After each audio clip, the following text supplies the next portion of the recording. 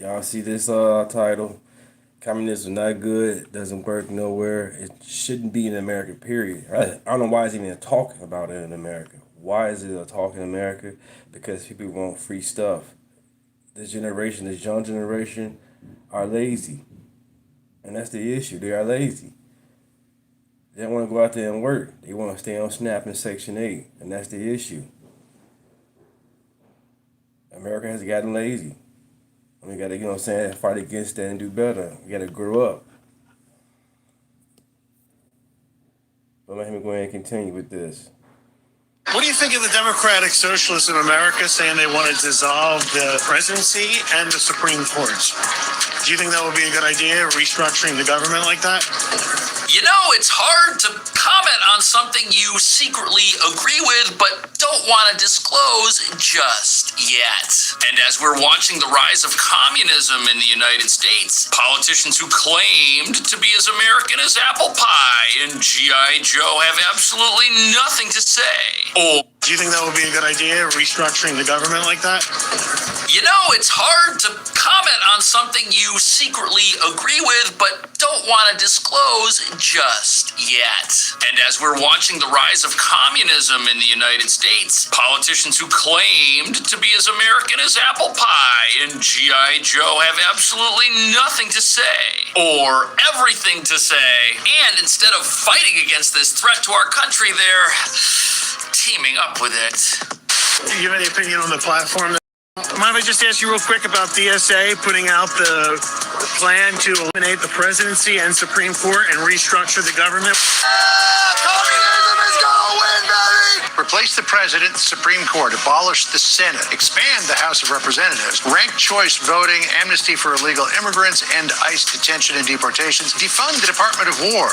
We cannot afford to leave Kentucky behind, Alabama behind, Mississippi behind, Georgia behind. You told J.D. Vance you're open, your vote is up for grabs. Yes, my vote is in play. I'm not living in communist America. Yeah, to fund the Department of War, we have no enemies in the world. They also say end blockades, embargoes, and sanctions on countries like Cuba, Venezuela, and Iran, and I assume Russia. This is insane. There is only one solution! Communist revolution! Communist revolution! Some people think the Democrat Party is oblivious to how it's being taken over. But nobody's talking about how you don't have to take over a political party that already fully embraces your belief system, which explains why people like Representative Omar have nothing to say about the rise of socialism, because whenever they say anything, they sound exactly like the socialists who want open borders, free healthcare, and free apartments, which exposes a bizarre reality nobody ever thought would take place in our country, as the veneers that hid socialism are coming off for the first time ever. Which is strange, because America is the capital of capitalism, and it's working out so well here. We send our wealth and our aid and our resources to other countries that can't feed themselves, like Cuba, who's now receiving a $100 million package to keep their people from starving because the communists can't. But the communists have convinced ignorant Americans and anti-Americans that they're going to be fed with other people's money because our system here is rigged in their minds, and the only way to get justice is to punish the people who've benefited from this rigged system by taking what they have and making it everybody's in the form of free buses, free grocery stores, you name it, it's coming, and somebody else is going to pay for it until they can't anymore and this entire place collapses. Which brings us to the real reason this is something they want to happen. You see, money running out, society collapsing, that means nothing to folks who crave power above things like a place that people can live in and be prosperous. So they're willing to throw all of that away in order to accomplish their socialist revolution with the hope that they remain on top and get to run the place. A revolution that requires three things, the first of which is the replacement of our legal system, which Mayor Mamdani in New York, the new leader of this movement, has already kicked off with his adherence to the International Criminal Court. and demand that the president arrest Israel's prime minister. The second thing they're going to need is a replacement economic system, which is going to be communism. They've made that pretty clear to us already. And the icing on the cake is going to be a replacement definition of where our country's borders are and who should. Good morning, Florida Grown. What's up? RN, welcome to the chat. Name is Deontay. If you didn't know, welcome. Be allowed inside, which is going to be everybody. Once you got those three things in place, this place is going to change forever, and it's going to happen quickly, and the communists are letting us know that they are very confident in victory. Watch. We cannot afford to leave Tennessee behind. We cannot afford to leave Kentucky behind, Alabama behind, Mississippi behind, Georgia behind. Yeah, when the socialists start doing this, when they start saying, "Hi, folks, I'm AOC, and I'm here to help you send me to Washington so nobody get left behind." When they start doing that, you know they think they've won already. Just ask Hillary Clinton. I don't feel no ways tired. I come too far from where I started from. You know, these monsters think they're even closer than Hillary Clinton was to bringing about their nightmare on all of us. Something other Democrat politicians are perfectly okay with for some reason. Members of the DSA are also promoting that. Could we take that to mean that you'd be open to or anticipating eventually campaigning on behalf of openly, strongly DSA candidates? Yeah, look, we got to take back the House of Representatives or we'll lose this republic. The agenda for Democrats? Not at all. I look forward to working with all of our colleagues who run as Democrats and serving in the Democratic caucus. Socialism inevitably ends up as full-blown communism. I mean, no. I'm not concerned about America turning into a communist country in like a year. That is like... They're not going to disown this because they want the votes from the Mamdani machine. These are the only people still left who want an open border and who want to destroy our country. And that's why the mask has come off. This is their last stand, and they think they can generate up enough support by being loud and being militant and being aggressive to win elections. And now the question is, who could be voting for these people? In June of 2023, nearly 3 years before I became governor, a serious software error in New Jersey's motor vehicle system led to the improper voter registration of what we believe to be roughly 6,600 people in our state. Oh! When New Jerseyans 6,000 people applied for a driver's license or identification at the MVC, they were asked if they wanted to register to vote. Okay. In the case of this error, some individuals indicated that they weren't citizens and weren't eligible to vote, but the software registered them anyway. So the governor of New Jersey says, yeah, people that aren't supposed to be voting got registered to vote in my state, but it's not my fault. It's not the government's fault. It's the fault of the software company. Well, the software company, they've got something different to say. The software company says that New Jersey was aware 6,600 non-citizens registered to vote and approved them anyways. ID recipients said they wanted to vote, but declared that they were non-citizens, and they were added to the voter rolls. So people were marked as non-citizens who wanted to vote, and they were added to the voter rolls, and some of them voted. And that brings us to the reality of how the Democrat Party is being taken over by these socialists. These people are already socialists who want to tear down and destroy the way our country operates. Watch. Because they're trying to defraud the system. They might have cast a ballot because they just weren't aware that they were incorrectly put on the voter roll. Excuses. They weren't aware that they weren't a citizen of the United States? They said in this instance that they weren't citizens. They were still Is this accurately described as fraud when none of these people tried to register to vote? Yes, they did try. ballots. 400 of them cast ballots. They had to actively go do that. Yep. I assume no one voted in their name. Maybe they did. I don't know. But they actively cast a ballot. Did they not? Yep. What I want to, but An illegal alien gets put on the rolls, however they got there, and cast a ballot. but you acknowledge voter fraud to me. that some people might. So you see, this is how the takeover happens. There you We've go. got people making excuses claiming that the criminals are victims of something because they just don't understand what's going on. They're clueless. Oh, they said they wanted to vote. Who doesn't want to vote? Do you want to vote? Yeah, everybody wants to vote. Oh, it's natural to, sign up for something. And then the state officials that knew these people were non-citizens, they pushed them through anyways. And we've got another development with this. What I will say on New Jersey and this governor, the fact that she just all of a sudden decided to put out a press release saying President Trump and Republicans have been right about non-citizens on our voting rolls is not a coincidence. No. I think this governor is saying this because she realizes this administration is serious about getting to the bottom of illegal aliens voting and being on our voter rolls in our country. Right, Joe Biden. 20 million people voted for Joe Biden. What is the 80 million he had? All of a sudden, second term, what happened? Oh, they put Kamala up there. Damn. But still, up to those voters that went from Biden, why didn't go to Kamala? They had dead people voting. Insane, man. And people went to the ballot and told them, hey, take my people off this ballot. They're dead. They're no longer here. They've been dead over 5 to maybe 20 years.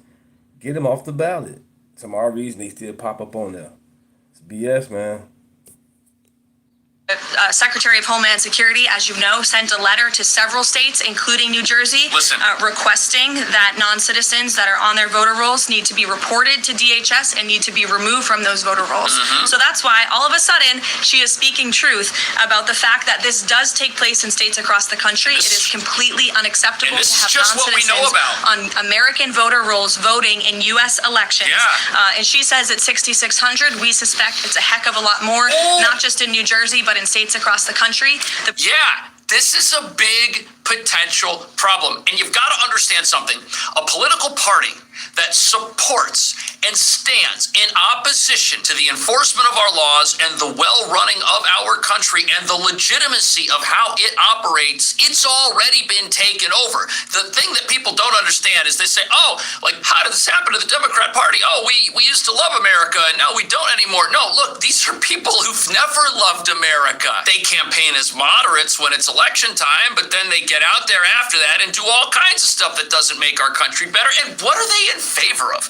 They're in favor of things like a wide open border. They're in favor of punishing success. They always have been. They've always wanted these things. We've been hearing about amnesty for decades in this country. We've been hearing about free healthcare for decades in this country. How do you get that stuff? How do you get free healthcare? You got to have everybody else pay for it. And it's not a leap of logic that people would go from wanting free healthcare to free buses, to free grocery stores. You see, everything can be free. All we got to do is just punish the people at the top of a system that we've decided is rigged because that's the right thing to do.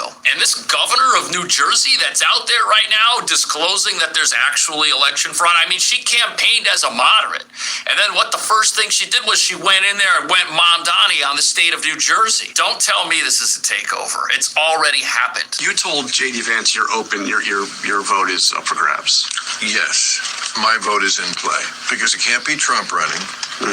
So I'm not living in communist America. I know the talking point is that it's not communism, it's socialism. Okay, I've read the quotes from the DSA platform from their own mouths. Don't tell me I'm not seeing what I am seeing. And DSA, again, they say things like, takeover of key industry, government. That's communism. There is a definition. By the way, I like Bill Maher, but you can only carry water so much for the other team until the other team is all tanked up and gets on the field and does the thing that they've been planning to do the entire time. So while it's refreshing to hear people realize that, this is an actual threat to our country, the people realizing this who used to want to vote against people like Trump, well, they're in a minority. They're not the majority of that party anymore. And some people think this is a big joke, but I don't think we should look at it that way. I don't think she will run for Senate, but I'm going to make a prediction for you, Sean. My prediction is Comrade Mamdani will be the next Democrat senator from New York. That Mamdani will replace Schumer. I think Mamdani is the single most powerful Democrat in the country. Yep, he's the leader. And I got to say, by the way, there are some Republicans that are celebrating. This is great. Our opponents are crazy. That's going to help us. No. I want to say for the record, I'm not celebrating. Nope. I think this is bad for the country. I think this is unhealthy. I want to see two normal parties that are not filled with crazy people who can actually do something reasonable and who actually love the country. Right. Okay, if a Democrat likes some higher taxes and higher regulations, I don't like that. But could we start with the premise that you love America? No, not for the socialists. They hate America. And you know what? They're teaching people in our schools, in our colleges, that this country hates them and that it's rigged against them and that they'll never get ahead. And that now with AI being out there, they've got zero hope of ever achieving anything for themselves in this country. Meanwhile, there are so many opportunities in America that the socialists are blind to the fact that just trying new things will better someone's life. That trying new things and trying to make the world around you better was something the world around you was trying to pay. I mean, this is capitalism 101. This is what lifts people out of poverty. You've got people that are making so much money right now running businesses with things like social media, working for them, TikToks. I got a guy that used to work for me. He started a plant business and he started this business in a New York apartment just with TikTok, making TikToks about plants, teaching people about, I mean, there are so many opportunities. We don't need communism in America. We got so much here, we don't know what to do with it. But if we're going to teach people that the system's rigged, they're going to vote for people who hate this country because they've taught their voters to hate this country. And as Ted Cruz says, that's a bad thing. No, I'm not concerned about America turning into a communist country in like a year. That is like, I think that is, oh, sorry. I think that's, I think we need to take this seriously. I don't think you can look at this and say this is a joke. And I think this is a shrewd political point. In order for Mamdani to have the credibility that he's standing in opposition. Stop talking about this doggone Israel shit. You guys were so gun-ho, flag pin wearing Ukraine shit. You guys had Ukraine pins on. You guys was happy for Ukraine. You stand with Ukraine. What's going on? Now you guys hate Israel. Make y'all mind up. Which one y'all gonna stand with, man? You guys are crazy. Y'all was cool with Biden selling their money to Ukraine. Position to America at the highest level possible, he's going to need to become a senator. He's going to need to be the next lion of the Senate, the next Ted Kennedy in the Senate, who's there for decades, sticking up for communism. This is not a takeover we're looking at of the Democrat Party. It's already been taken over. It's been taken over for decades. It's just now the mask is off. Now people feel like they can get elected if they say they hate the country. They think that that is an ace up their sleeve. They think that that is one of the things voters want to hear from them because they've taught the voters to hate the country. So there's nothing different. Israel is a communist country. So really, bro, come on, Curtis. Going on in the Democrat Party, you've just got some Democrats like Bill Maher that were along for the ride and realized the car's been headed in a direction they don't want to go. So now they're trying to get out before it crashes into the wall of socialism and brings the whole house down. Socialism programs are important, like the post office, like the police department, like the fire department, like your social security, like public education. Yeah. These are socialist programs. It's not, I'm a Democrat, socialist Democrat, okay. So yeah. You are. Yeah. First time I hear that. Okay, social security, the post office, public education.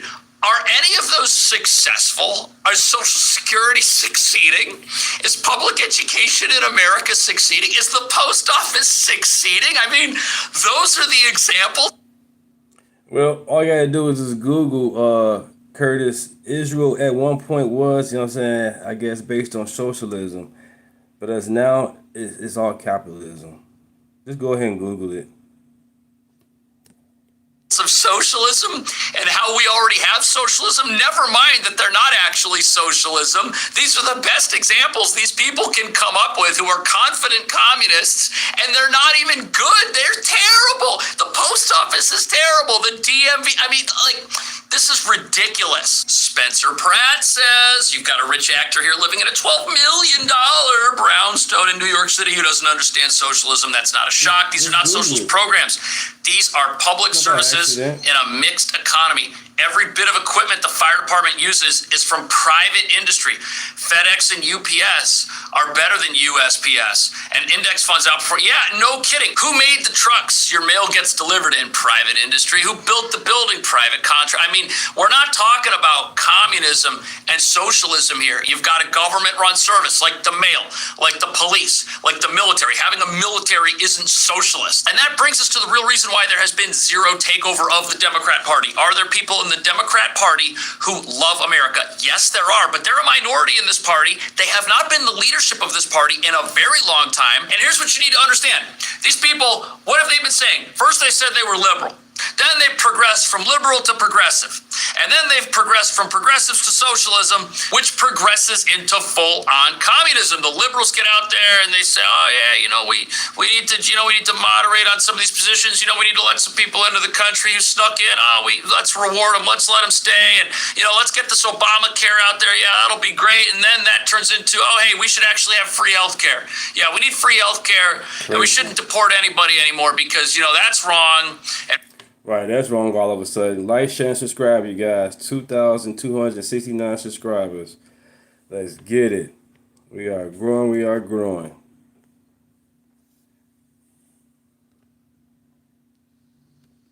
Stop attacking MAGA.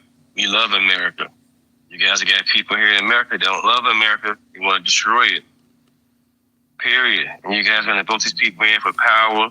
I don't understand why y'all want to do that. Don't love America. They will impose Sharia law in America. Stories. Muslims openly say they will impose Sharia law in America through the ballot box or the bullet with no middle ground, meaning you either vote Sharia in or they will kill you. Multiple speakers tied to Islamist networks, including the Muslim Brotherhood, have made the statements about taking over the United States by force. I knew this day was going to come. You best believe, people, sooner than later, it will be a civil war. But it won't be a civil war between American Republicans and American Democrats. No. It's going to be a civil war between Christianity and whatever the hell they praise, okay? Donald Trump said weeks ago, and I genuinely believe this, that if Christians do not get involved with politics is going to erase their ability to be Christian. And that's exactly what's going on. That's exactly, you see, have you all ever asked the question why a lot of these Democrat representatives and candidates and officials are foreigners? Like they're coming in from, look at Ilhan Omar. They are foreigners because the Democratic Party is as easy as one to include themselves in for the takeover. See what's going on in UK. You see what's going on in Canada. It is Grand Theft Auto 5 over there. Something out of a horror film. But you want to know something? Here's what they don't know. Yeah, we got some Christians out there that are straight punks, unfortunately. But, you got some Christians like me that is locked, loaded, and ready. Rockabye baby. Because one thing about Americans, we won't tolerate the shit that's going on over there in UK or in Canada. Oh, no. This was to ever happen, it'd be the first time you see a KKK member and a gangbanger riding on a horse. Blasting motherfucker. It's Ed, man, from X. He also on YouTube as well. But yeah, he's man, we can't let this happen, America. Period. Stop attacking MAGA. We're not a cult. We love America. Americans first, baby. Period. Love the Constitution and respect it. You guys got people coming here in America do not like America, do not love America. They want to destroy it from within and without, how you want to put it. And we can't let these people, come in America and doing that. Period. Name is Deontay. Thanks for stopping by. Like, share, and subscribe. Come on, America. Vote red. Stop voting blue no matter who. Democrat Party don't love you.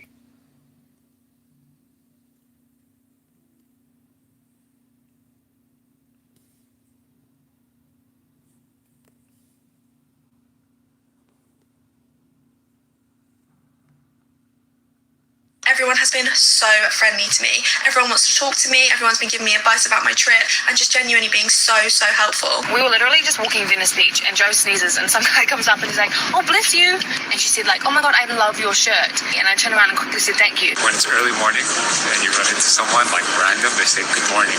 I think that's one of Americans' best qualities is being friendly. Everyone. Comrade, you definitely a troll, man. How in the hell we hate America, bro? We love America. Did you even read the title that we can't have communism? Communism needs to be stopped now? What are you talking about? You don't love America, man, at all. so nice in the Midwest. It's just everyone is so polite, but it's kind of like a politeness I can't explain. It's lovely. You know something so cool about Americans is that they'll smile at you for no reason. Like you'll be walking like this, and they'll come and say, "Hey, how's your day going?" Because in the UK, like if you go for a walk down the street, no one waves at you. Like people just want to look you up and down. They want to fight. Here, people are waving at me. It's so nice and polite. The amount of hospitality and kindness and care and pride Americans hold is truly like no other country I've been to. Here you go. What's going on, everybody? I appreciate you guys pulling up today. We got to check out this video of this young lady who obviously is a part of the 92% who has traveled abroad. And this is something that I've been saying for quite some time. Travel abroad. Go and see the world so you can have a greater appreciation for how great the country that you're from is. Because most people have never left within about a 10-mile radius of where they grew up at. Most people live within a 10-mile radius of where they grew up at. Most people hadn't actually traveled outside the state that they were born in. That's just the fact. And they complain and they're, toddlers about, oh my gosh, I can't stand America. This, that, and the third. You've seen nothing. We are 4% of the world's population right here in America. 96% of the people around the globe would love to come here because we have it so great. And what exposed it this past summer with the World Cup and so many people from so many places around the country, from the continent of Africa, from South America, from Europe, from Asia, they've all made videos about how great this place is, the food access, how polite the people are, so forth and so on. We have snotty-nosed Americans who are spoiled and coddled, and they feel like they deserve and are owed everything, not understanding that you live in the greatest country ever. I'm not saying perfect. I'm not saying without flaw. It is better than everywhere else. Hit the like button, share the video, subscribe to the channel. Let's get into it. One thing I've been thinking about lately is how people sometimes confuse preparation with, say, for retirement, not of what you've been entrusted with. Now let's get back into the video. I just seen this comment where they said, nothing will make you love America like traveling through Europe. And it wasn't until my recent trip to Portugal where I now resonate with that. I am the most unpatriotic person you'll ever meet. Don't like this country, especially with all that's going on with the world and the things that this country perpetuates. And I have always been like, I can't wait to leave America. Like, America sucks. It's so shitty. But admittedly, the 3 times I've been to Europe, I couldn't wait to come back to the things that I admittedly have taken for granted. For example, I just came back from Portugal. I was there 10 days. I did not even think to look up if my accommodation had AC. It did not, and I was there during a record-breaking heat wave. I went to the reception at 1 o'clock in the morning. The receptionist was passed out on the floor. He had passed out from lack of heat. And the hotel I was staying at, they were saying when I had checked in that they can't install elevators and they cannot install AC because it's in a historical part of Lisbon. And yeah, like, understandably, it was scorching hot. Mind you, I live in a desert, so I know what hot is like. Just imagine it being hot and then you're not able to even get a reprieve. Like, you would walk around, especially with it being Lisbon, you'd walk or hike around town and then want to come home or back to your accommodation and want to take a nap. You can't even comfortably take a nap because it's just hotter inside than it is outside. It was just stifling. So America, we have AC. That was one luxury that I'm just like, this is like something that I didn't even think was a luxury. And I know that sounds ignorant, but it's just like, I didn't even think to look up if a hotel did or did not have AC. AC is a luxury. Yeah. AC is a luxury everywhere. Only the wealthy and privileged get AC. And the people that are living in these third world countries, they know nothing about AC. Only the wealthy, the top 1%, they may have an understanding of AC. And even then, they have those units that they either have to, build into the windows or, those little small AC units, if you know, you know. And even then, it doesn't pump that hard. And it costs you an arm and a leg, as well to pump it because electricity is so daggone expensive in these places. That's why they don't put AC in it because the cost of electricity is high. Like, share, and subscribe to the channel. Name is Deontay. Thanks for stopping by. We gotta keep on fighting, man. These Muslims gonna take over America and send it off to a third world bullshit. Keep that third world shit over there. Keep it over east. We cool over here out west, man. West side. We good, man. I don't understand why you guys wanna come over here with this dumbass agenda. We happy over here. We peaceful. And people keep on leaving America and they keep on coming back. Rosie O'Donnell left. She came on back. Whoopi Goldberg kept on saying she gonna leave, but obviously she ain't going nowhere. Stop letting these celebrities send y'all off, man. They sending y'all off. They got all this money. They can go back and forth and come back with no problems. Most of you guys that leave, y'all can't just do up and leave like that. Y'all know that. But you gotta get sent off by these celebrities that can leave back and forth. Man. I'm telling you, people do not understand the things that we have that just everybody has for the most part. If you live, in public housing, you got AC at your house. At minimum, a couple window units. We don't understand how good we have it, man. As someone that has been to a multitude of countries throughout Europe, I've been to some places out in Asia. I've been to some places, here outside of America, Canada and Mexico, and I've been down into the Caribbean. We have it very, very good here. I'm telling you, we take for granted the things that are just normal for us are huge for other people. That's why when people were coming over here, they were like, yo, y'all got everything. Y'all have access to everything, all types of food options. There's the cost of living. As much as people want to complain about our cost of living, it's nothing in comparison to some places around the world. In comparison to the money that they make. See, we'll travel somewhere else. We'll say, oh man, this is $800 or $900 a month for this apartment. What you don't understand is that the average person that lives in that area can't afford what you can afford over there for a month. The average person in some of these places are making $350 to $400 a month. Yet we have people in our country complaining about what would be considered minimum wage, and in most cases, slightly above minimum wage. You got people out here thinking that they deserve $30 and $40 an hour to push a button to brew you some coffee. We have too many entitled people in our country. Having to pay extra for ice, and this is going to sound super small, but I don't like using air dryers. I've always used paper towels when I wash my hands. I hate air dryers, and recently I learned that they're very unhygienic and they spread germs. Either way it goes, no paper towels all throughout Portugal in the bathrooms, always an air dryer. And for some reason, some spots did not even have toilet seats, so you had to scoot over the toilet. So on top of hiking from place to place, you have to do squats when you go to the public restrooms. It's just like, oh my goodness.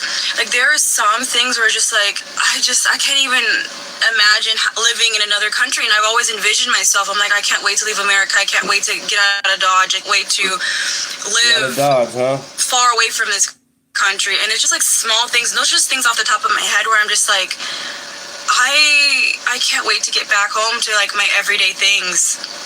There are just some things I don't think I could compromise on. Okay, it's later in the day. I forgot to add, when I was in Spain, I had never in my life had a man put his hands on me in any country or any place I've ever been. And when I was in Spain, one of the most popular clubs that has like multi-levels, and I was dancing out of nowhere. This man yanked my hair back so hard, my neck yanked back. And when I turned around, him and his friends burst out laughing.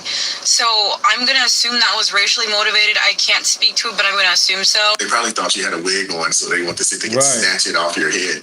People don't understand that in Europe, you think racism is a thing here in America, which it isn't. Most people in America, if you're melanated, or whatever, you're not walking around dealing with what she just described, and you're definitely not dealing with actual racism in your face on a day-to-day basis. But take your butt to Spain, take your butt to Italy, take your butt to some of these places, where they're not normally, accustomed to seeing people that look like you, and see the looks and the jeers that you get. See, y'all over here complaining about something that you didn't actually experience, and they've hyped you up to think that our nation is just some, racist hotbed, which it isn't. But you go over there, you go over to places over in Europe, there are some places, not all, but there are some places that you go, And yeah, it'd be some problems. What up, and Kevin? you're How not you going to doing? get the Welcome to the justice chat. that you should get Welcome, either welcome. Good if you morning. were to call the police or something along those lines. So Spain, at least Barcelona. I don't want to write off all of Spain, but Barcelona was just not for me. It's very touristy and a lot of AI use when it comes to the menus, but that's neither here nor there.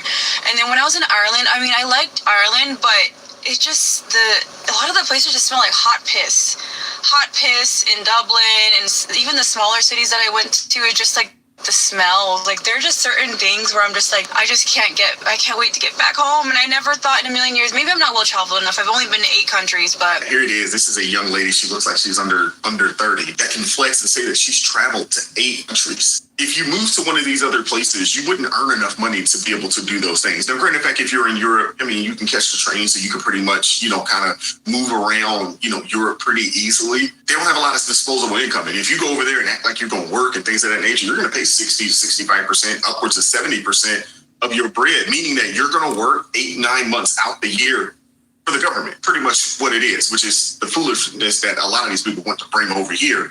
But I'm glad that this lady had her, she had a wake-up call. I got to say it, this is the greatest country in the world. Is it perfect? No. Is it without flaw? No. But who is and where is? This is the last bastion of hope. This is the last bastion of freedom. True, USA, real man. freedom in the world. And if these idiots get in power and get their way and they destroy it, there's nowhere to go. There's nowhere to run. So I need more people to jump out there and travel a little bit, so you can have a greater appreciation for how good you have it right here in the United States of America. Because Lord knows we are a blessed people. Everybody talks about the 1%. Oh, the 1%, 1%. We are the 1% in the world. If you are an American, if you can have the ability to hold a blue passport, or if you have a blue passport, you are the 1%. You are some of the wealthiest people, not just in the world, but you are the wealthiest people to ever exist on this planet. And it's not even close. You're living better than monarchs from 100 years ago. You're living better. Seriously. You have AC and running water, which is way more than what a lot of people had 100, 200, 1,000 years ago. We have access to everything. We have options like it's nobody's business. But yet we have people in our country who hadn't done anything and hadn't gone anywhere. Exactly. And they got the nerve to say that this country is trash. No different than this young lady here who said that she was the least patriotic person that you would know. I hope that tune changes. I want to hear from you guys in the comment section. Hit the like button, share the video, subscribe to the channel, turn the notifications on to all so you never miss an upload. Consider joining the ARP family or buy your brother a coffee. That link's in the description box below. The Cash App works as well. Join us Tuesday, Thursday, Friday. He kind of snuck in there because I guess he's got away with words. I mean, not to my taste, but I'm very discriminating. Van Jones, he's coming around. Van Jones on CNN, Rahm Emanuel. Everybody's getting the picture here because you know what? You're never going to win with this guy. You're going to lose all day long because he's a loser. They're all losers. All the commies are, by the way. They can't make money themselves, so they want to steal it from you. Let's be real.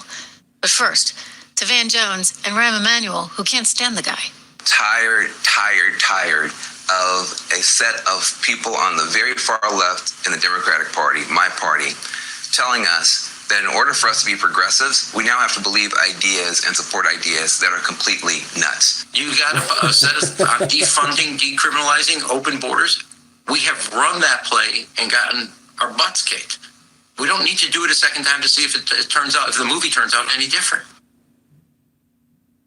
Yeah, okay, you got your butts kicked, and you're gonna keep on getting them kicked because do you see the latest poll numbers? I did.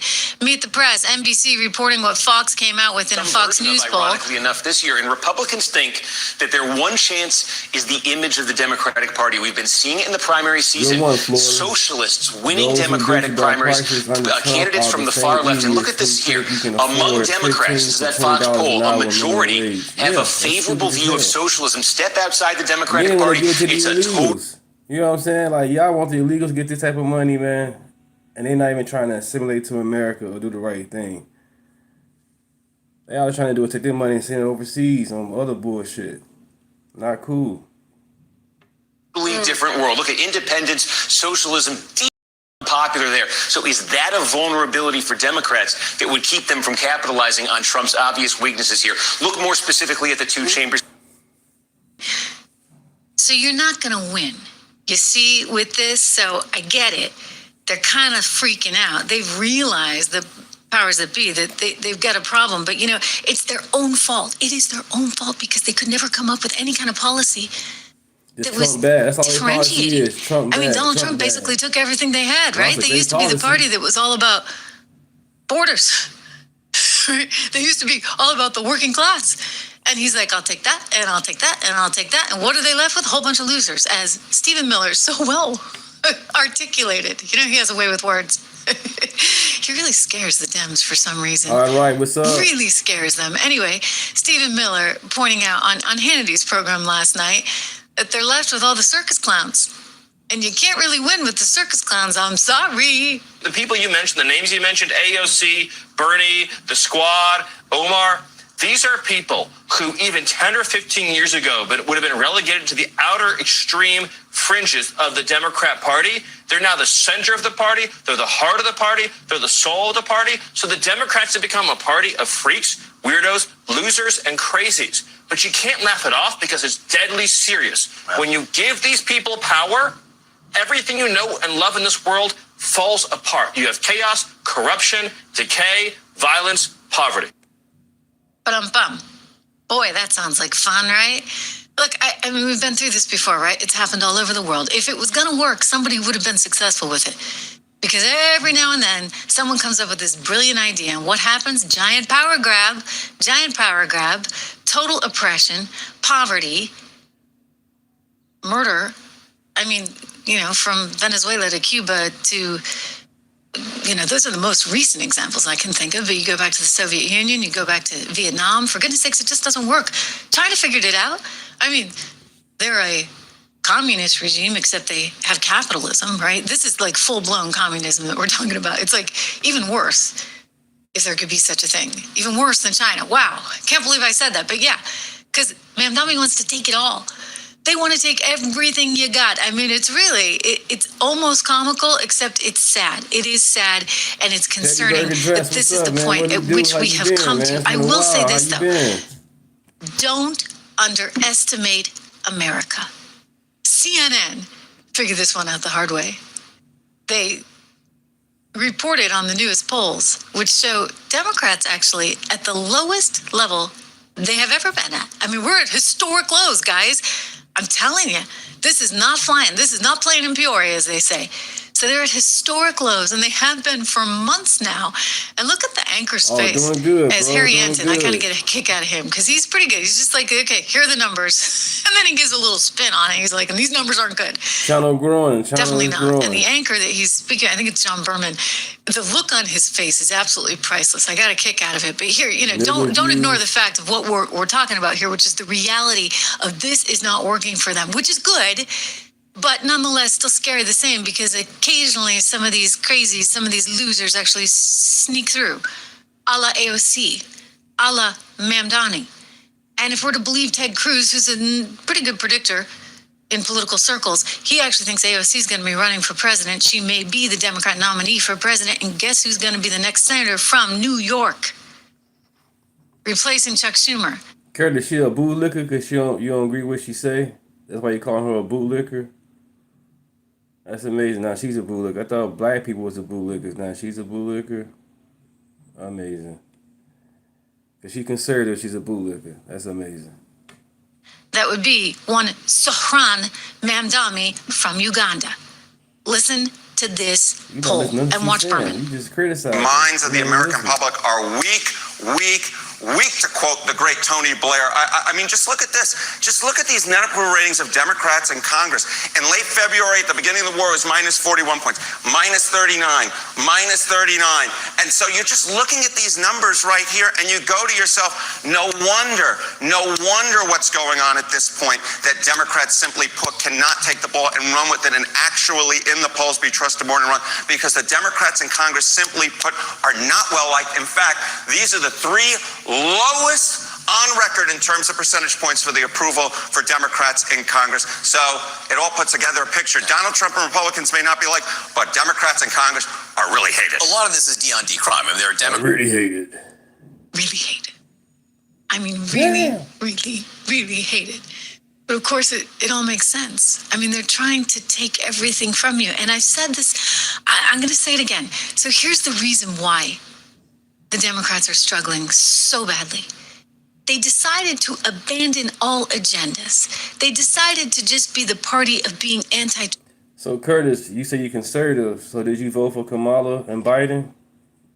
Trump. And you cannot run on that, okay? People want to go to the polls and they want to vote for something.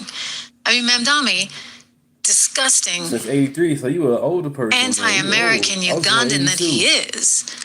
I mean, at least the guy got people to the polls to vote for something. We may not like what he was voting or getting them to the polls to vote for. We may not like that. But he understood. He's politically savvy enough with all that, deep state China training that he got from someplace, somewhere. He understood that he needed to get people to the polls to vote for something. So that is the Democrats' problem, in a nutshell. That's what's up. I mean, they just sat there and they thought that they could criticize Trump all day long and offer no alternative. Well, he went out there and said, hey, I want to make sure that I got factory jobs here in the US of A.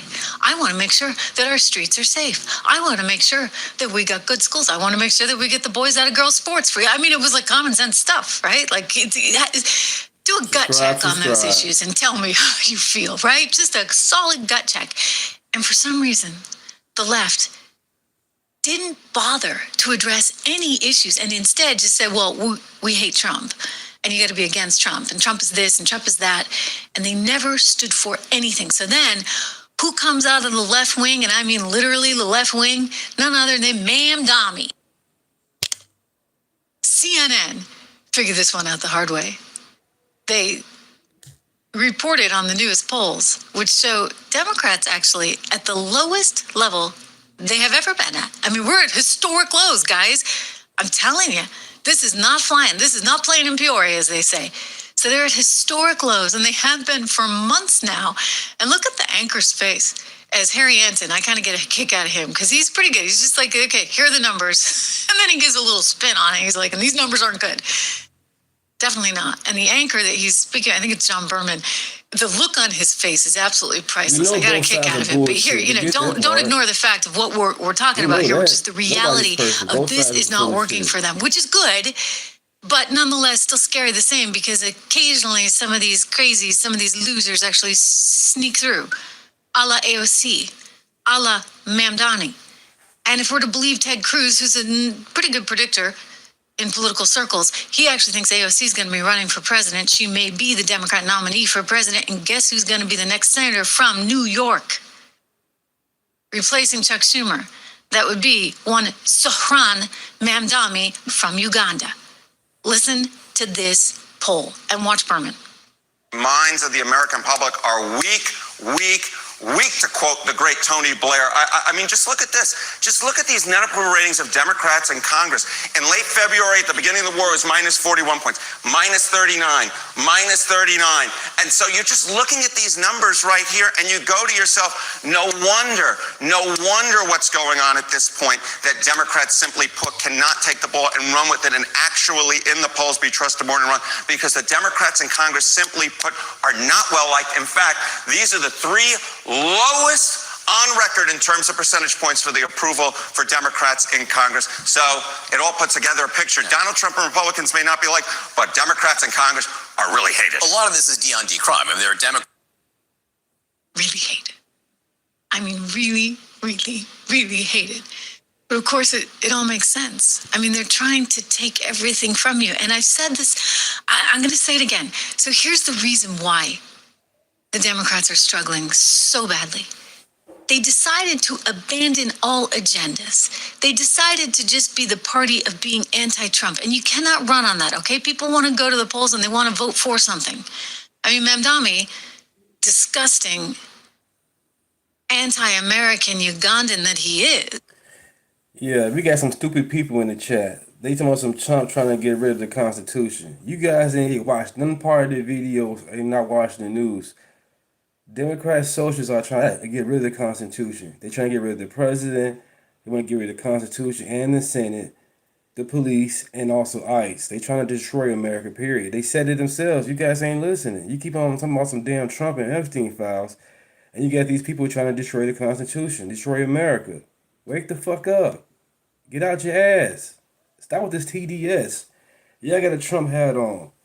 But you guys was upset when Trump played the Lion King meme with Obama and Michelle. You guys was crying about it. But this person on the chat called me a gorilla with a Trump hat on. You guys are insane with you guys' emotions, man. On real. You worry about fucking Trump. They want some fuck America. Death to America. And we, MAGA, we love America. American first. Fuck all this Israel bullshit. I just played a video. They want to take America apart. They want to get rid of the prisons. Are you fucking paying attention? Get out your ass. MAGA's not a cult. We don't go out there with balloon suits on, air suits on, and causing chaos and whistles and shit. We got jobs. We got common sense. We know it's only two genders. But you bastards keep on some damn Epstein files. Pay attention. The Democrat socialists are trying to take over America and destroy it. They don't love America. You guys hear it, y'all see it. Get out your ass. Stop attacking me. Stop attacking MAGA. Stop attacking us conservatives. The party never switched. Reparation. It was right there for us. Lincoln got assassinated, and Andrew Johnson, you know what I'm saying, rejected it. And Andrew Johnson got impeached. When he got impeached, they still try to push the reparation for us, but it didn't happen because the blacks kept on voting for Democrats like an idiot. You had your reparations right there, and you went against it again. Voted against it, went straight with the Democrat Party. So they're going, voting Republican, they voted Democrat. I mean, at least the guy got people to the polls to vote for something. We may not like what he was voting or getting them to the polls to vote for. We may not like that. But he understood. He's politically savvy enough with all that, deep state China training that he got from someplace, somewhere.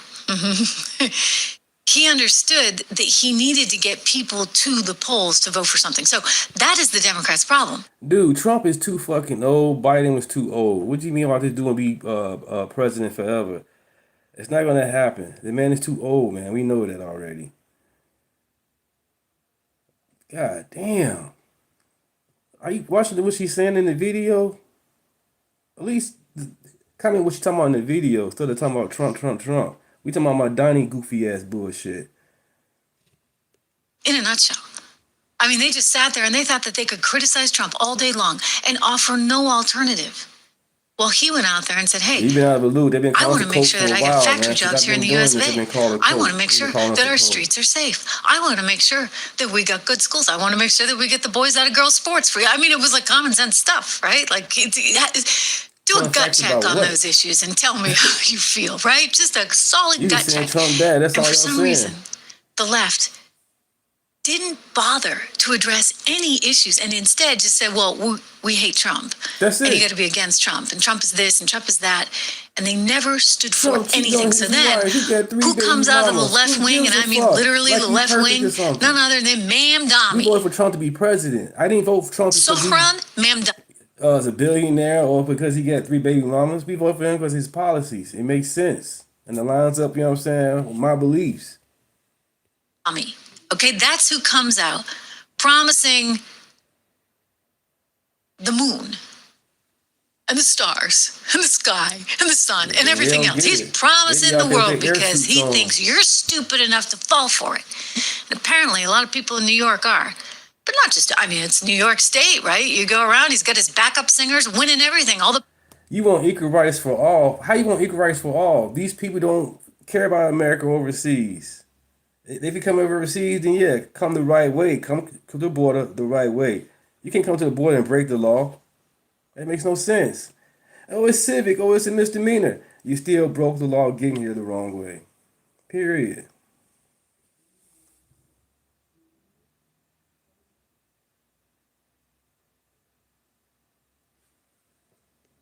backup singers that think that America's responsible for 9/11. It's America's fault. Imagine that. You got a guy. I mean, this is just awful.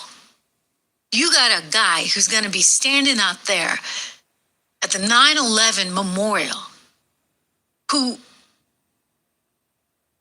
kind of hates Israel, kind of hates America. I mean, let's be honest. I don't even need to say kind of, okay? I'm just covering my bases there. A bad dude who hates America, who hates Israel, and thinks that somehow we deserved it. He's going to be the one. Listen, it came up in a press conference here with him.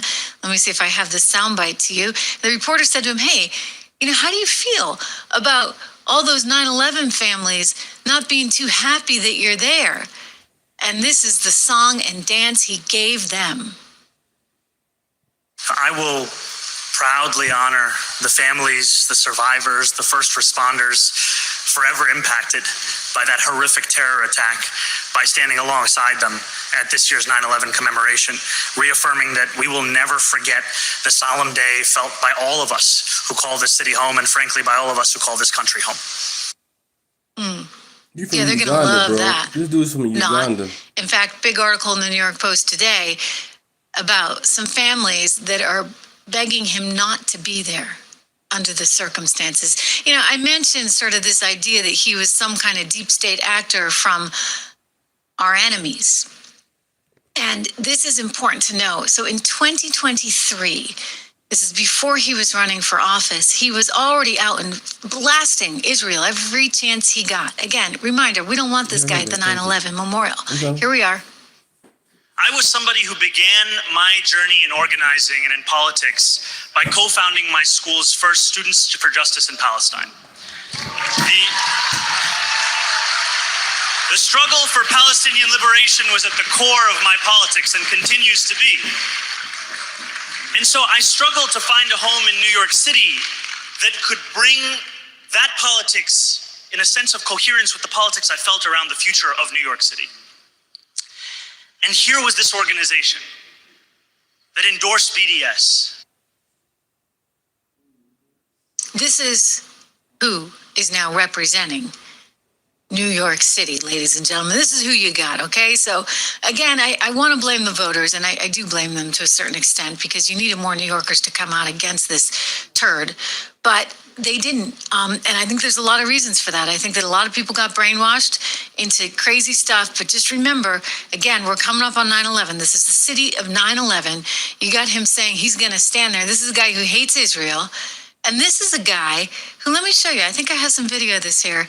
He was actually out at a mosque, campaigning at a mosque, okay, when he wanted to run for mayor. And this is important to see because watch what the mosque talks about. There's a translation there on the screen for you.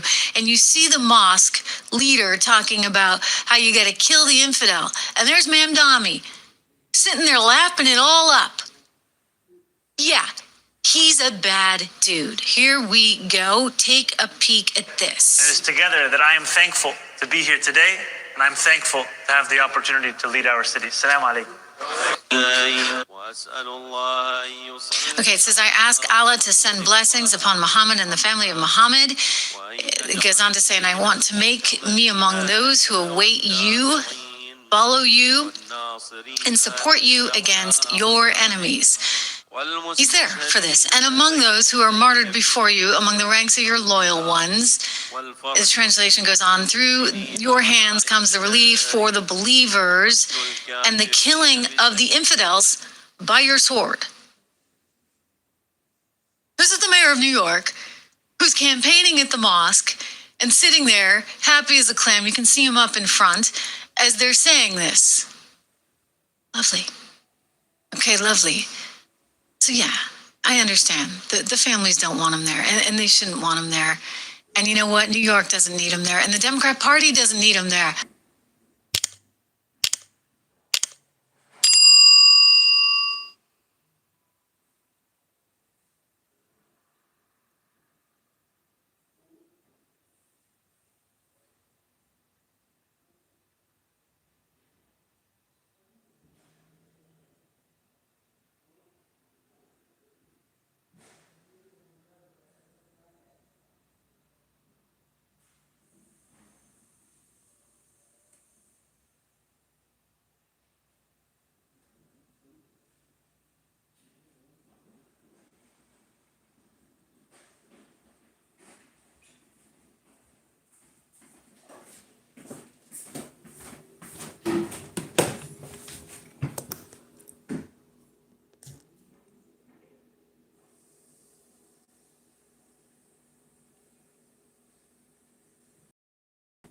Once a month, our 5 city-run grocery stores will set prices for the core set of goods at 30% below typical retail prices. No exceptions, no gimmicks. The savings will last for the entire month.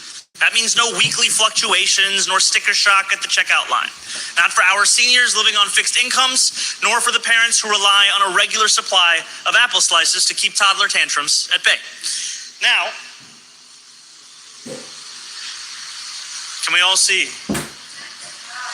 this incredible example of produce in my hand?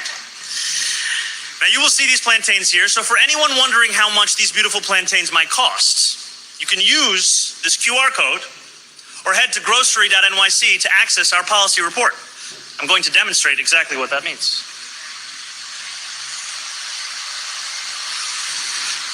Ladies and gentlemen, the QR code does work. 30%.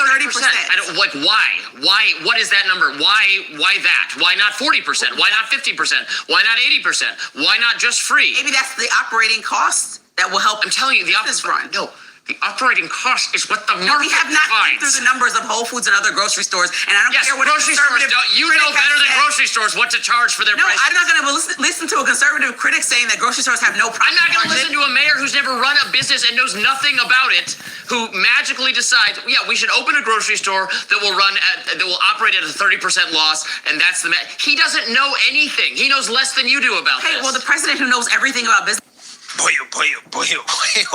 So we got to talk about a pretty fascinating debate here on the Hill featuring Robbie Suave and Lindsey Granger. Now, Lindsey Granger is a deranged liberal black woman who is economically illiterate. And I think this exchange between Robbie Suave, who is a libertarian type individual, right? He's more libertarian leaning, and this black leftist woman. I think it's a great example of why it is a waste of time to debate these individuals, to have conversations with these individuals, because ultimately they're too ignorant to understand basic logic, right? They don't understand basic economics. They don't understand basically anything, which is why they're leftists, okay? So without further ado, let's get into this. They are going to be debating Mondami opening his socialist grocery stores that are going to be a complete and total disaster. Subsidize the discounts, but the stores would sell products outside of those basics at regular market prices. Okay, so what is wrong with produce, meat, and things being 20 other essential items that people actually need to just feed and nourish themselves being at a lower price, saving people up to $1,000 a year, $1,000 that people can then invest right back into their communities on other leisure things like buying the snacks at the bodega or investing in the local movie theater, all the things that would bring forth good things for the economy. There'll also be tons of union jobs now at these grocery stores that people can work in places like the Bronx. I'm going to try. So what is the issue? I just gave you a bunch of logic and reason about why these work well. Here. Why not just make it free then? Why not offer the food for free?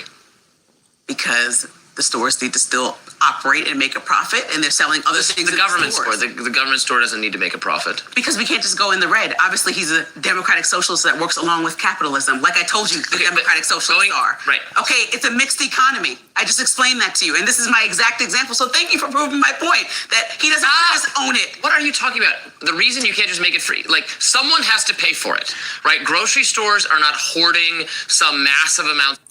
All right, good one. Can all the lefties in the chat please put your mask on and keep 6 feet distance? Thank you.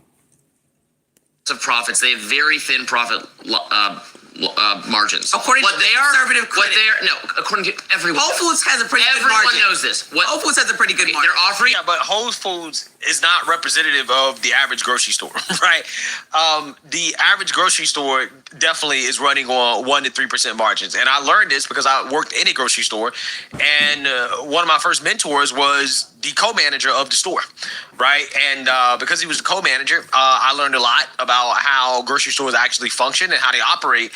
And they don't really make money like that, right? Like they have to sell a lot. They have to drive revenue in order to make money because their profit margins are so thin, okay? Grocery stores are really like a real competitive market. And again, basic economics, competitors are going to charge at whatever price maximizes profit. And because there's so much competition in the grocery industry, they can't really price gouge, right? Because if you try to overcharge people, you try to price gouge, then they're going to go to a competitor that's going to offer a fair price for the product, and that competitor is going to maximize their profit because they're going to sell more stuff. Okay, so they price things at whatever price is going to maximize profit for the most part.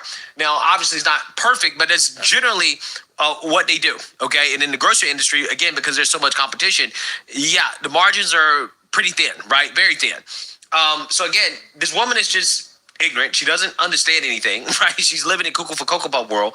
But furthermore, this policy is bad because it doesn't even do what it's intended to do, right? Madami is claiming that I'm trying to lower the price of groceries and essentials for everybody. Well, first and foremost, you're not lowering the price for everybody because the government is paying for it, which means that taxpayers are paying for it, right? Which means that the discounted food is being paid for. Furthermore, there's no guarantee that this is going to go to the most needy because ultimately it's going to be first come, first serve, right? The people who are going to benefit the most are the people who live closest to the grocery store or who are willing to go in there and basically hoard all of the groceries. I guarantee you on those discounted items, I guarantee you they're going to have a limit on the quantity that can be bought, especially if they're selling them at a 30% discount to anywhere else that you can get them in the city, right?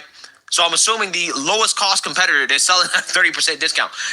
Yeah, I guarantee they're going to have to put limitations on how much people can buy or else they're going to run out. So it's really going to be first come, first serve. And that's not based off need, right? So you're not making groceries more affordable for people who actually need it the most. You're just simply making groceries more, quote unquote, affordable for people who come first, right? Who actually can get in there and try to hoard as much as they can because that's exactly what's going to happen, right? And also on top of that, again, is being paid for by tax dollars, right? And that is why Robbie's response here of saying, well, why not just give the food away, right? Why not just, give people more food stamps? Because, I mean, that would be. All I know is Biden gave doggone Dr. Fauci a pardon. Why he gave him a pardon makes no sense to me. And then the man had a trial yesterday. The man answered no questions yesterday, just plead the fifth. They said, they asked him, what's your birthday? I plead the fifth. They asked him, what's the weather? I plead the fifth. They asked you, how tall are you? I plead the fifth. Are you serious? And this guy told us years ago, trust him because he's science. Trust the science. But this man can't answer that one basic question. How old is he? When is his birthday? He kept on saying he pleaded fifth. You guys prop this guy up there like a fucking superstar. You couldn't stop seeing Dr. Fauci ouchie. Insane. Is it the same dude that did something bogus with the HIV shit that happened in the 80s? When he part of that shit that was bogus to the people? Insane. What's that movie called? Dallas Club or something like that with Matt McCarthy or some shit like that? Yeah, I don't know. More efficient. Yeah, I mean, that's a great response because ultimately trying to make groceries more affordable for people with government-owned grocery stores is the least efficient way to do that, right? It is very inefficient. It is something that the socialists are doing because they're obsessed with government-run things, right? They think that the government can run businesses better than the private sector, and it's just not true. Isn't Kamala Harris and the DNC still in debt from Kamala campaign, a $1 billion campaign? Now they in debt. They broke now, the Democrat Party. Something like that. If they ain't broke, they don't get that much money compared to the Republicans. Y'all talking about some Trump and money and all that. But Kamala ran a campaign and she broke. Right? It's never been true. In fact, we have done multiple stories about how government-run grocery stores or government-subsidized grocery stores have been shutting down all over the place, right? Like, for example, in Chicago, right? I just did a story about how 7 grocery stores that were government-funded, government-subsidized, have shut down in the hood. I'm going to say this. When it came to COVID, my people who I know, I had some friends that worked in the hospital and also was licensed funeral directors. They said they got paid extra to lie about the COVID death. I'm going to keep saying it. People got hit by a bus and died by a bus accident. And they labeled them as a COVID death. You guys don't do no research, but that is true and they said it out there. People have died not because of COVID. They died of other reasons, but they labeled as a COVID death to boost their money up and their insurance and all that. Once again, I'm not saying people, family that died from COVID didn't die from COVID, but statistics has and data said that they also lied about the numbers as well. Right? They shut down. Primarily because they were operating in places where they should not have been operating. You had the government basically saying, hey, a grocery store has to go in this building, even if a grocery store, economically speaking, could not actually survive, right, in that area, right, in that building, in that space. But again, this is the government picking and choosing. And when the government picks and chooses, typically the government doesn't know what they're doing, right? They're bad at capital allocation, which is why capital should generally stay with people who are good at allocating it, right? I mean, I'm just saying that's generally how it should work. So in the case of Mondami's grocery stores in New York City, it's a guaranteed disaster, right? Either the store is going to be a disaster, or if the store isn't a quote unquote disaster, if it doesn't shut down because the government doesn't allow it to shut down, multiple grocery stores around that government grocery store will shut down. Okay, so either the government grocery store will eventually shut down, or the stores around it will eventually shut down. My guess is that the stores around it. Thank you guys. 2,274 subscribers. Appreciate it. Let's get to 2,500. Why not? 2,500 subscribers. Thank you. Thank you. Are going to shut down because Mondami and the socialists aren't going to allow their socialist grocery store to shut down because that would be proof that this type of stuff doesn't work, right? It's an absolute disaster. The price is determined by the marketplace, by what they sell it for, what you'll buy it at, where they're still eking out some kind of profit. If a government grocery store is going to come in and sell that at less, that's fine. They're not going to make any profit, whatever, it's the government, but they need to, they're going to lose money. So in order to pay for the costs of providing the food, they just need to use more more tax dollars. So the point is, you're paying for these groceries still. Like, they still have to be, like, they don't just magically appear. The labor costs, the cost of purchasing the food to then provide it to you at the grocery store, that all costs money. They're not recouping those costs because they're setting this below what the market sets. So taxpayers are just paying for it. So this isn't offering people discounted groceries. This is offering people discounted groceries, but then taking more of your tax dollars to pay for it. Yes, that's exactly what they're doing, right? I mean, they're also, providing government jobs as well too, right? These unionized jobs, again, they're going to be demanding ridiculous wages, above market wages. So it's extremely inefficient, right? So they're going to be paying above market wages. They're going to be giving discounts on essential goods, right? Which again has to be paid for by taxpayers, right? They're not going to be paying property taxes. They're not going to pay rent. Again, that's paid for by taxpayers, right? It has to be upkeep on the building, right? Somebody has to pay to upkeep the building. If property taxes aren't being paid on that building, but yet you can have somebody else in that building, a private company who pays property taxes, that's a loss to the city. That's a loss to the city. And we know that the store is not going to turn a profit because it's not going to be possible for them to do so with their union jobs and their 30% discounted essential goods, right? And they're not selling high margin items because they don't want to compete with the bodegas, right? They're trying not to drive the bodegas out of business, at least not, extremely quickly. So they're not selling high margin items in order to subsidize. People have died, man, and they lied and said they died from COVID. If your family member died personally from that stuff, hey, it happened. But on the other hand, people have been falsified dying of COVID, period. There's a good and there's a bad side. What's the issue with you guys when it comes to liberals and Democrats and liberals and Democrats? You guys focus on the bad side so fucking much. About the good side. Jesus Christ. The 30% discounts on essential goods, and they also have unionized workers, right? And again, and condolences and prayers to all the ones who lost their family members to COVID or any bogus accidents, whatever. Condolences, prayers to all the family, love. It's run by the government, where again they're not paying rent, they're not paying property tax. Again, this is heavily subsidized. This is literally just. But you also gotta remember, Bill Gates is not a fucking doctor. Yeah, he's a billionaire, but he's not a doctor. But he gave a speech talking about how he wanted to have a virus come in and wipe out, a certain population of people. And just coincidentally, years later, a virus came and it wiped out a certain population of people. This is Bill Gates. Go ahead and Google it up. Bill Gates speech about COVID. People taking their money and redistributing it into a grocery store in order to have more affordable groceries, but it's in the most inefficient way possible, right? They could have took that 70, 80, 90 million dollars that they're spending on this grocery store and quite literally could have just given people food stamps, right? And again, I don't agree with that, but if you want to make food more quote unquote affordable, right, for the people who need it the most, again, direct subsidy would have been a much more efficient way of doing it. But again, that doesn't fit ideologically with what socialists want, which is, again, government-run industry, right? That's what they want. So again, that's why they're doing this. More of our tax dollars.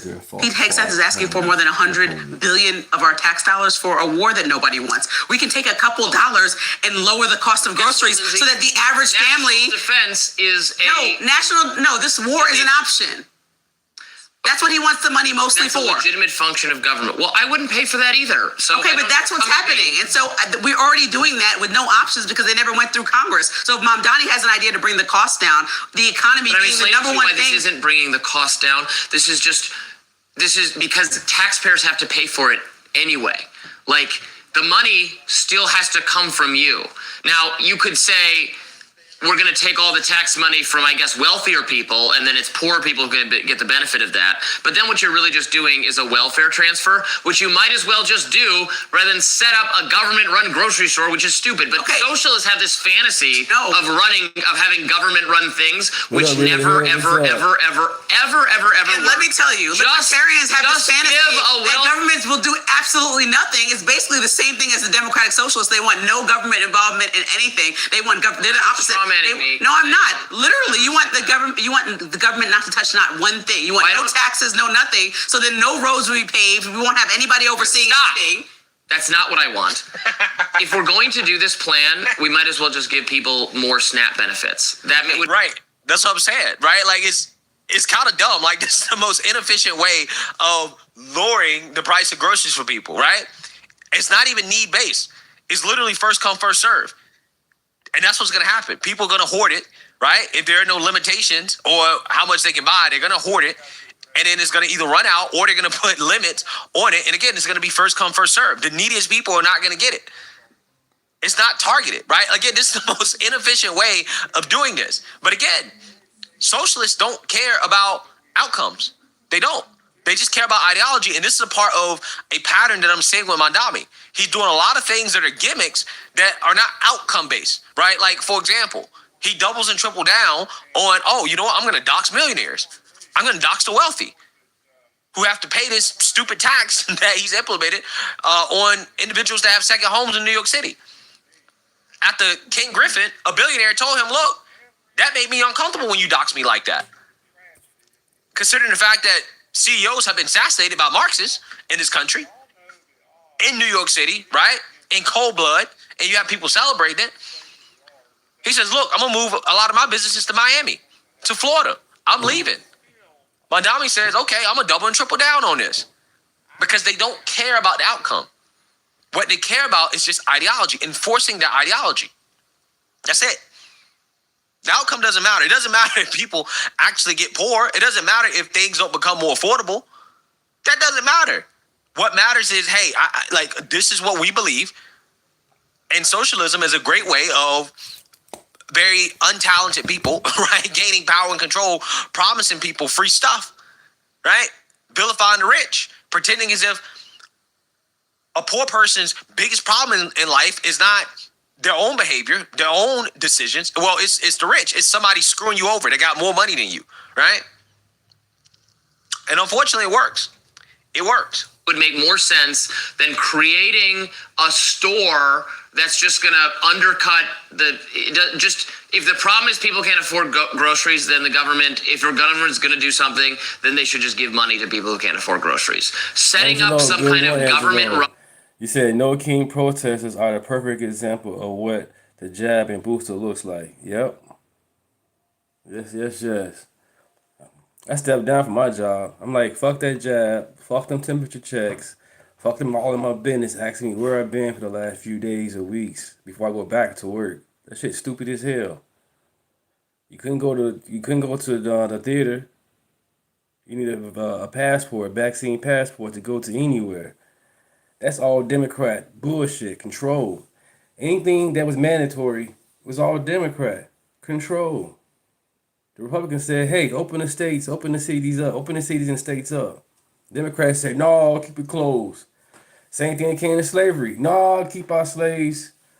Let's keep our slaves. We cool. Right. Come on, y'all. You lefties. Distribution center is micromanaging the economy and does not work. It doesn't work. Because if we hand people money, they could use it on anything. In this case, this is going to help and deeply affect the community to make sure that people are way healthier than they were by buying groceries that are unhealthy for themselves. What they need better than the government.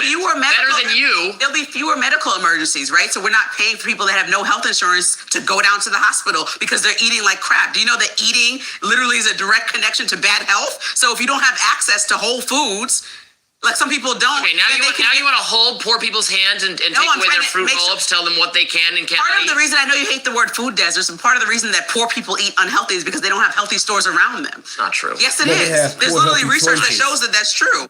Poor people gonna buy all that sugary bullshit. It's been proven already. The EBT community showed you on TikTok and Instagram how they get all this bullshit of junk.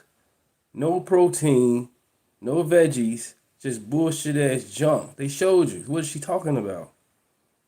You got Tiffany, Shaquita, and all them going to Walmart and these other stores, racking up $300-$400, down there $1,000 worth of bullshit.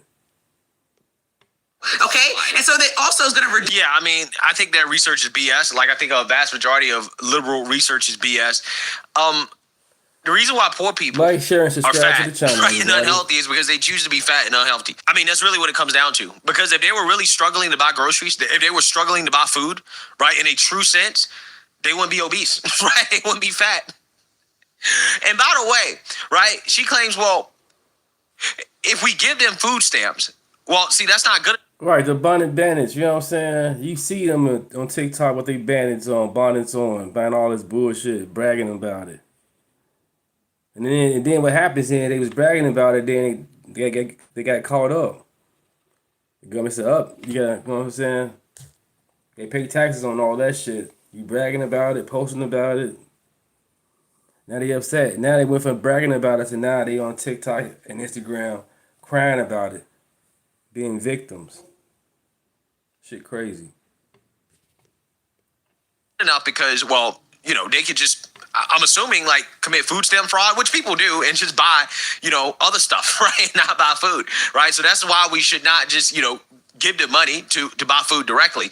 Which, again, I don't agree with, right? I don't agree with this. I'm just saying that that's actually better than a government-run grocery store. That's what I'm saying, right? Like, this solution is even worse than food stamps, right? But she's basically saying you can't trust people to do that, but you can trust people to go in the store and to buy healthy food, right?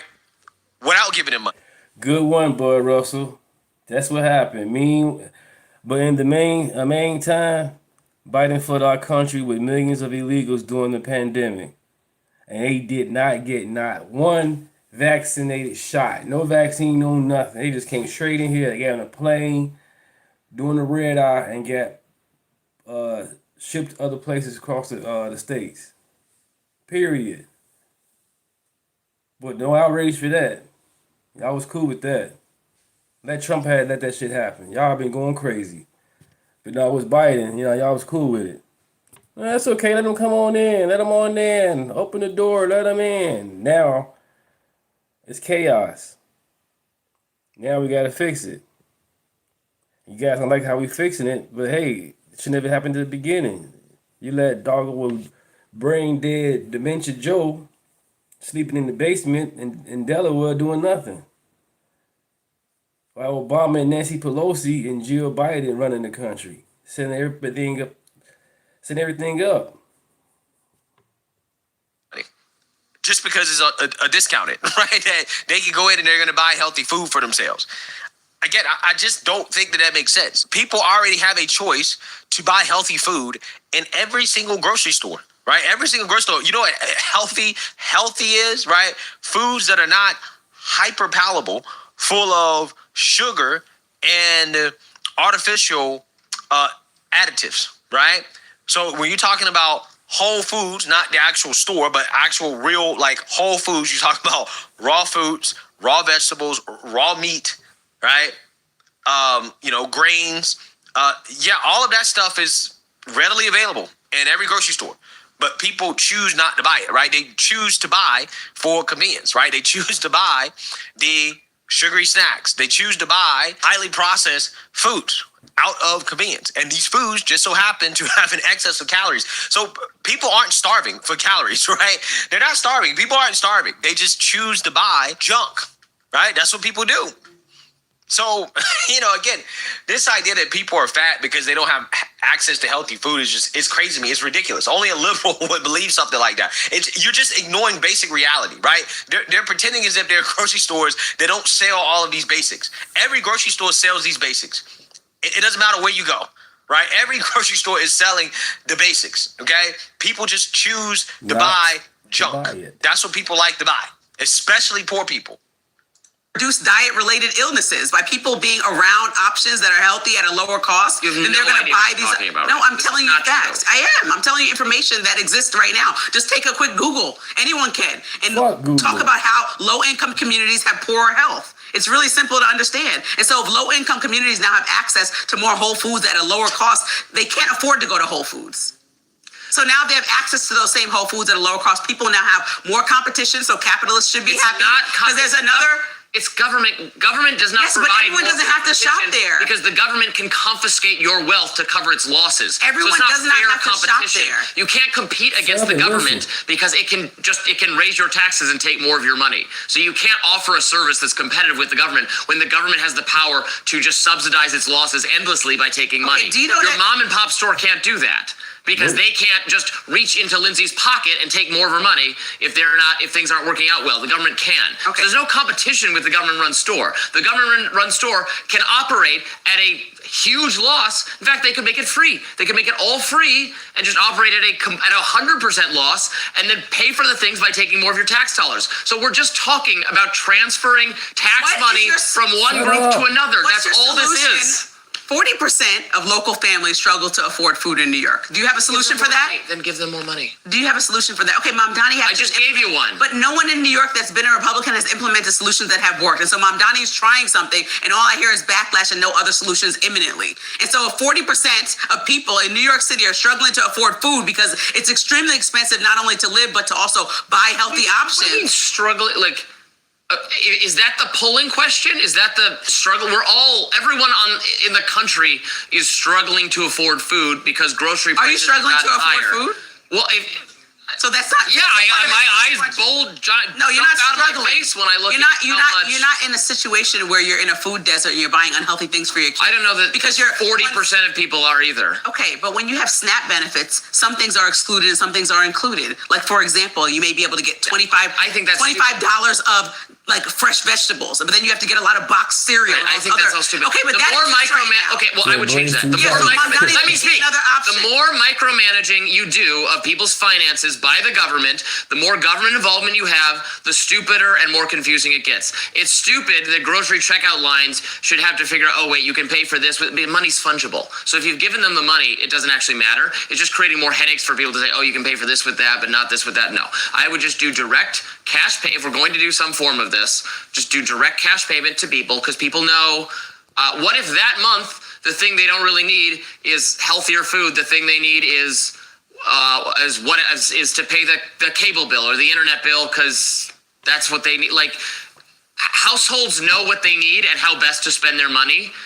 And if your problem is, well, they're not going to spend it correctly, then we shouldn't give them money. But if that's not your thinking, I don't want the government micromanaging your lives and what you're eating is by the way, is so far beyond the legitimate scope of government. It's just not the purpose of government and is not something we should have. Debate about. Yeah, well, here's the thing, right? I don't think that the government really should be giving people money to buy food, period, right? To be honest with you, the government should be giving these handouts in the first place. But because they do, I actually do think that specifically when it comes to food stamps. Yeah, they should definitely limit what people can buy with it, right? Because you really can't trust people to buy the right thing. So I actually do disagree with Robbie on that. I do believe that you cannot trust people with food stamps to, actually buy what they need. And look, here's the thing, right? I mean, if they're going to, try to commit fraud, food stamp fraud, then take it away from them, right? Take it away from them, or severe penalties. Either way, if they want to use food stamps to buy something that they're not supposed to buy, then they should be punished for it, right? Or have the food stamps taken away. Regardless, he's more right, right? He's way more right on this subject, black woman, but she doesn't understand it because she's ignorant. And that's why the socialist mayor Zoran Mamdani just did something that has Democrats all across the country turning their backs on him once and for all.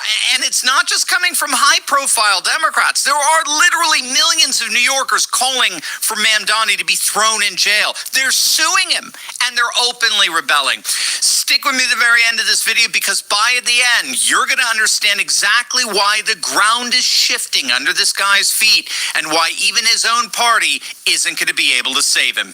Like, share, and subscribe to the channel, you guys. You guys see what I'm doing. The video is not flip-flop. It's consistent, and it's making sense, and it's educational. On the real. Like, share, and subscribe. Name is Deontay.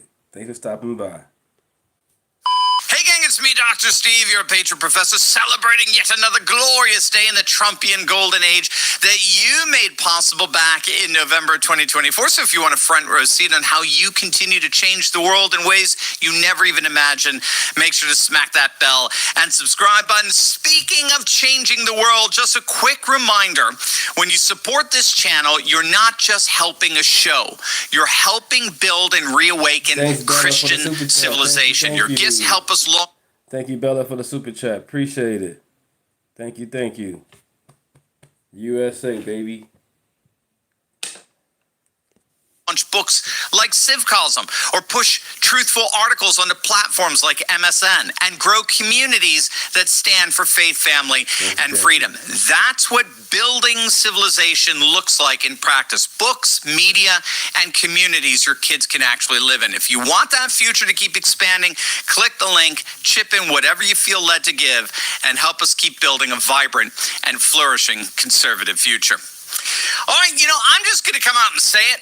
Mamdani's in a lot of hot water right now. Even Democrats are admitting it. And it's not just political. It could be, in fact, legal.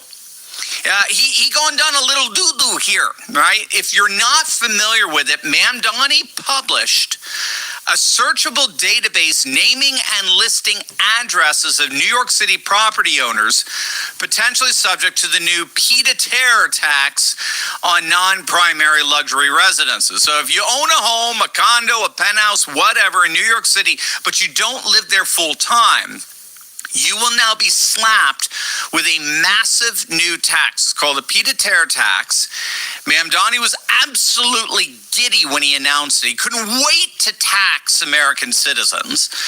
But this database actually makes public where these people live in the city. It publishes their addresses.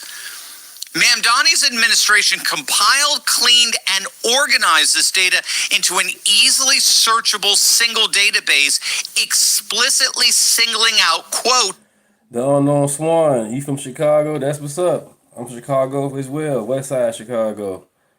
That's what's up. The rich, transforming scattered public records into what amounts to a targeted directory. Uniswap founder Hayden Adams called it the worst mass doxing he's ever seen, noting nearly every unit in some luxury building was listed, not just the tax-eligible ones. Venture investor Nick Carter warned, rightly by the way, that this mirrors patterns that we saw in Europe some decades ago, where similar wealth address lists encouraged the masses to go visit them and take their anger out on them. Publishing the addresses of the wealthy historically actually preceded kidnappings and violent attacks. Blockchain security firm CertiK's data shows wrench attacks targeting wealthy individuals have already risen sharply worldwide in 2026. But it's worse than that. Mamdani isn't just doxing the wealthy. As it turns out, he sold this pied-à-terre. That's what's up. You say you're a White Sox fan? Well, guess what, baby? Cubbies! I'm a Cubby. I like the White Sox too. Frank Thomas, the Big Hurt. I like Frank Thomas, the Big Hurt, when he played. But, you know, you can't forget the legend, Mr. Cubs, Ernie Banks.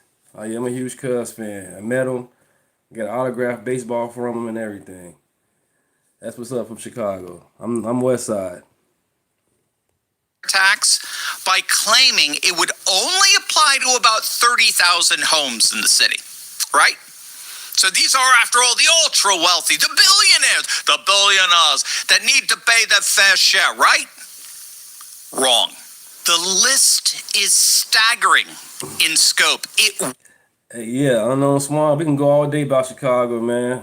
I like Chicago. I love it. But at the same time, you know, you got its bads. You know, you get them YNs tripping with the team takeovers. You know, you get them liberals. They victims out there in Chicago, most of them. Fucking victims. Don't want to do better. And I worked in Chicago as far as security. I was a barber. I worked as security at Austin High School for 5 years. And security, I did security West Side, South Side, hotel, motel. And it's insane, the things I've seen and heard. Thank God I'm still here. On the real. Reportedly lists over 960,000 properties or ownership records. Nearly 1 million addresses are in this so-called wealthy database for all to see. And of course, it includes modest homes and even a shopping center that obviously stands outside the tax's intended luxury target. Needless to say, there's a lot of chatter throughout the city arguing that a public official using government resources to compile and publicize a target list of private citizens' identities and addresses, especially amid heightened political violence, right, including that. I did security on, 63rd and Low in Chicago on the South Side. Them project buildings, you bet you can say. That shit was crazy doing security over there. The stories I heard. And the days I went to go do security, it was cool, it was sweet. But like 3 days later, some people got shot, or somebody got robbed, car got broken into. I'm like, Jesus Christ. It's just great chaos. Recent hate crime attack in the Upper West Side, this constitutes nothing less than reckless endangerment and incitement. This isn't routine transparency. This is a nefarious target database. This is a green light to go ahead and confront these people. This would not be the first time in history that we had a published list of, quote, class enemies for public shaming or mob action. That was a hallmark tactic of Soviet Maoist era campaigns against property-owning bourgeois. And opponents argue this database functions similarly by painting the wealthy as targets rather than protecting them as private citizens. And the densely Democrat population in New York is indeed starting to turn on the sky. But again, it doesn't stop there. Did you know that as state-run grocery stores are closing all across the country, guess what? Guess what Mamdani's doing? Did he learn from that? Of course not. What do you think he is, an economist or something? He just announced that New York City is opening 5... Yeah, like, let's see. As a barber, and it's perfect example, as a barber, I'm going to start with that. As a barber in Chicago, cutting hair on Madison and Laramie, is a Walgreens right there on the corner on Madison and Laramie. And as a barber, you know, every now and then, you know, we like discount stuff. So people from the hood would go steal from Walgreens and bring their products to the barbershop or any beauty salon or barbershop. Anybody who wants to buy this shit, they go to Walgreens and steal, and they go to the barbershop and salon and selling their stuff. They be stealing laundry detergent, deodorant, toothpaste, all that shit for the low. All for the quick fix. You know what I'm saying? The shit that costs fucking $30, and you know it costs $30. These son bitches gonna sell this shit for $5. Like, damn, that's all they want. They want to get rid of it hot and fast because they want their blow. They want their drugs. They want to get their fix. And yeah, you know, and I bought some products here and there from them. Some detergent, you know what I'm saying, some soap. I shouldn't have done it. Now that, you know what I'm saying, now that Walgreens and other locations starting to leave because people have stole so much that they got to leave. They can't stay there no more. And people in Chicago don't get it. Like, you know, the more you guys steal, they're going to leave. Yeah, they keep on locking it up with these cases and all that. You need a key to get into it, but that turns customers away. And they don't get it. Stealing and constantly having things locked up turns customers away. You're gonna lose business.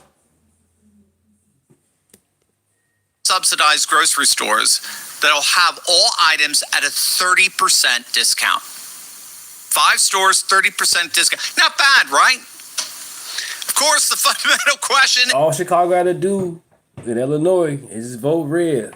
At least one time, Chicago. One time, vote red. Jesus Christ. How are they getting that 30% discount? Who's paying for that discount? Remember, in the midst of all of these socialist utopian promises, someone is always paying. Now, like with the pied-à-terre tax, they'll say, it's only the wealthy. It's only the richest Americans. The billionaires will pay for it. No. Oh, yeah, Chicago Flip Red. Vashawn, he's a YouTuber as well. The Chicago Conservative. Check his channel out. He be in the trenches with it. Him and Chicago Flips Red be going to the City Hall meetings and town meetings and giving Brandon Johnson the flux. They letting him have it, letting him know that Danny, that's her name, Danny, she's the leader of, I think, Chicago Flips Red. She's running for Chicago mayor. Good people, good group. I wish I was part of them, but I'm in Rockford now. By the time they started getting strong in a tight group, me and my wife now living in Rockford. Yeah, let's go, Brandon. No. It's New York City taxpayers that are footing the bill. They will be spending upwards of $70 million to cover rent and expenses across all 5 grocery stores. And here's the beauty. Anyone can shop there. There's no means testing. Anyone can shop there, including billionaires. Freaking billionaires can shop there if they want. Billionaires can fill up their carts all they want with 30% discounted foods that, as far as they're concerned, taxpayers have subsidized for them. You can't make this stuff up. Needless to say, business owners are absolutely livid. They are suing the city because of these stores, as they should. After all, why should grocery store owners have to pay to subsidize their competition? I mean, think of the absurdity of that. They've been forced to actually... Yeah, see, he doing community wrong. Him and the teacher union, Chicago teacher union, they are corrupt, man. They got these kids graduating, they cannot read at all. These kids reading level is at a 2nd grade reading level. They can't read. And when it comes to math, they can't read. If they can't read, they can't do math, and that's fucked up. But they want the government and the state keep on sending them money. Why is we keep on sending you guys money and these kids in Chicago cannot read? Then COVID, drive-by graduation. The kids couldn't get prom, graduation when it came to COVID. E-learning, that really damaged the kids when it came to e-learning. These kids need somebody physically there to tell them what the word is and how to write it, how to sound it out. They can't even tell you what an analog clock time is. And the kids got to the point where they write things so short that instead of spelling T-H-E, they so used to not spelling that way. They so used to putting D-A all the time. Everything's D-A. Duh. Like, no, spell it. T-H-E, spell it. Not no D-A. Pay their competitors who are underpricing them. It's obviously a mess. And now some of the highest level Democrats are finally openly, publicly distancing themselves from this Marxist embarrassment. Wait until you see this. Fortunately, millions are... So in Chicago, you got your Garfield Park and you got your Washington Park. And right now, I guaranteed you, you got your parents out there getting drunk and high and having sex. Because these places in Chicago, which is the west side and the south side, west side is Garfield Park, south side is Washington Park. And these places you can go and get fucked up, get high, get drunk, sell your drugs, do your thing. And the cops too much don't bother you if you ain't too much, doing too much activity, outrageous. And this is where the parents is be at. And this is why these kids are corrupt, because his parents are getting high and drunk. They're not going to work. They're not being productive. They're getting fucked up, intoxicated. I'm head of security, and I'm seeing the parents coming in when they bonnets, they clothes half off, they stink, they smell like weed, they smell like alcohol. Like, damn, you just woke up and you've already fucked up already? Or you going to getting fucked up, and now the kid had a fight, now you gotta come back from the park, from wherever you at, come to the school because your kids fighting and causing chaos. And they don't respect themselves. And I see why the kids act up. And then the kids be coming to school hungry and shit. Like, damn, I thought you got EBT. These kids be coming to school hungry. These kids be coming to school early. And these kids be staying late because they want to get get there early for their breakfast. And they want to stay after school for their dinner for school. It's the parents, man. The parents are getting too fucking high and drunk. Realizing that the news is broken, but they don't know where to turn for reliable news and information. Well, that's precisely where Ground News comes in. Ground News pulls headlines from over 50,000 news sources and makes it easier to understand what's actually happening. You could see the political bias of each outlet, insights like reliability and outlet ownership, and how coverage breaks down across the spectrum. That's why over 1 million people have downloaded Ground News. Check it out for yourself at ground.news/Steve. My favorite feature is the blind spot feed. It shows you action on QR code. That's ground.news/Steve.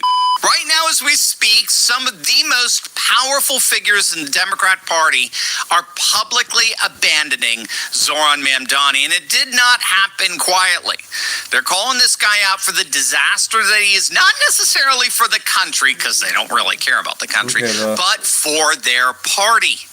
Mark Penn, the man who was Bill Clinton's own pollster and chief strategist, has just gone public tearing apart Mamdani's signature luxury property tax. Again, Mamdani sold this thing to New Yorkers as a narrow tax, hitting just around 30,000 of New York's wealthiest property owners, and Mark Penn is rightly calling him out on that.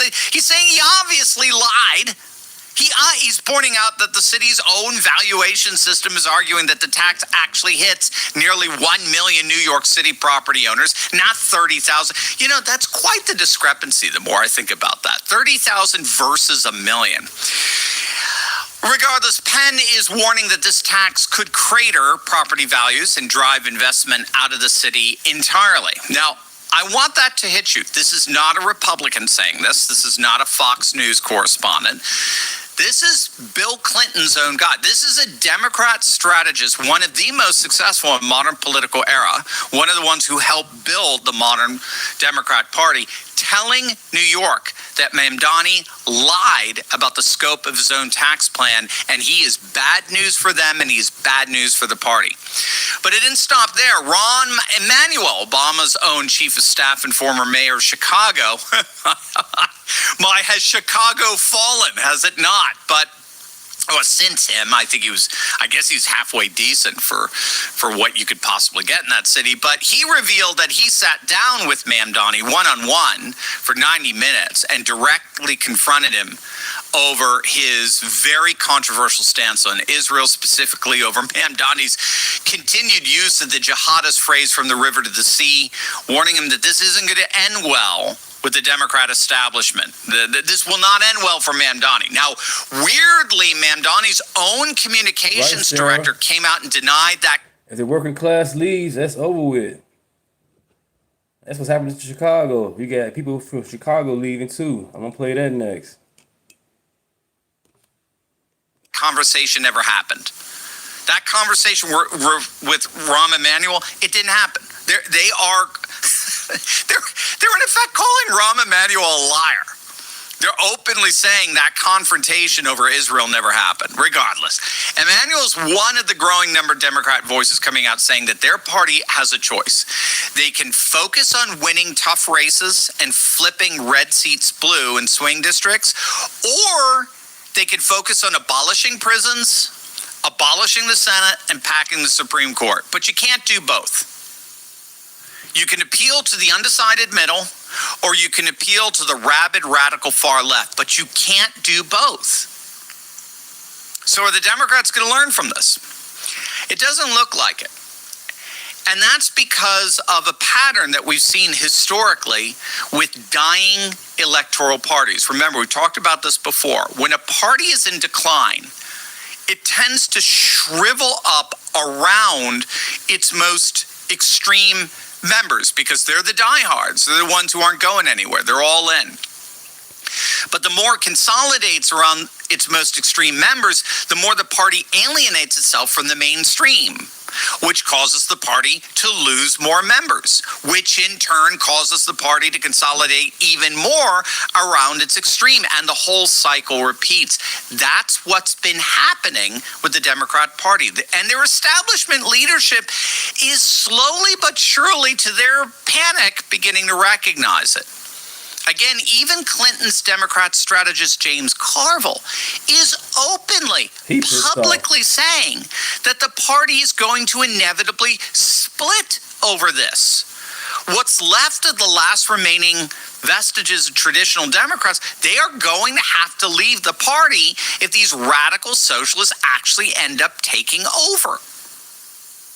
But I would argue that takeover is inevitable. It's baked into the cake, given how the party is itself in such decline and the pattern of that decline.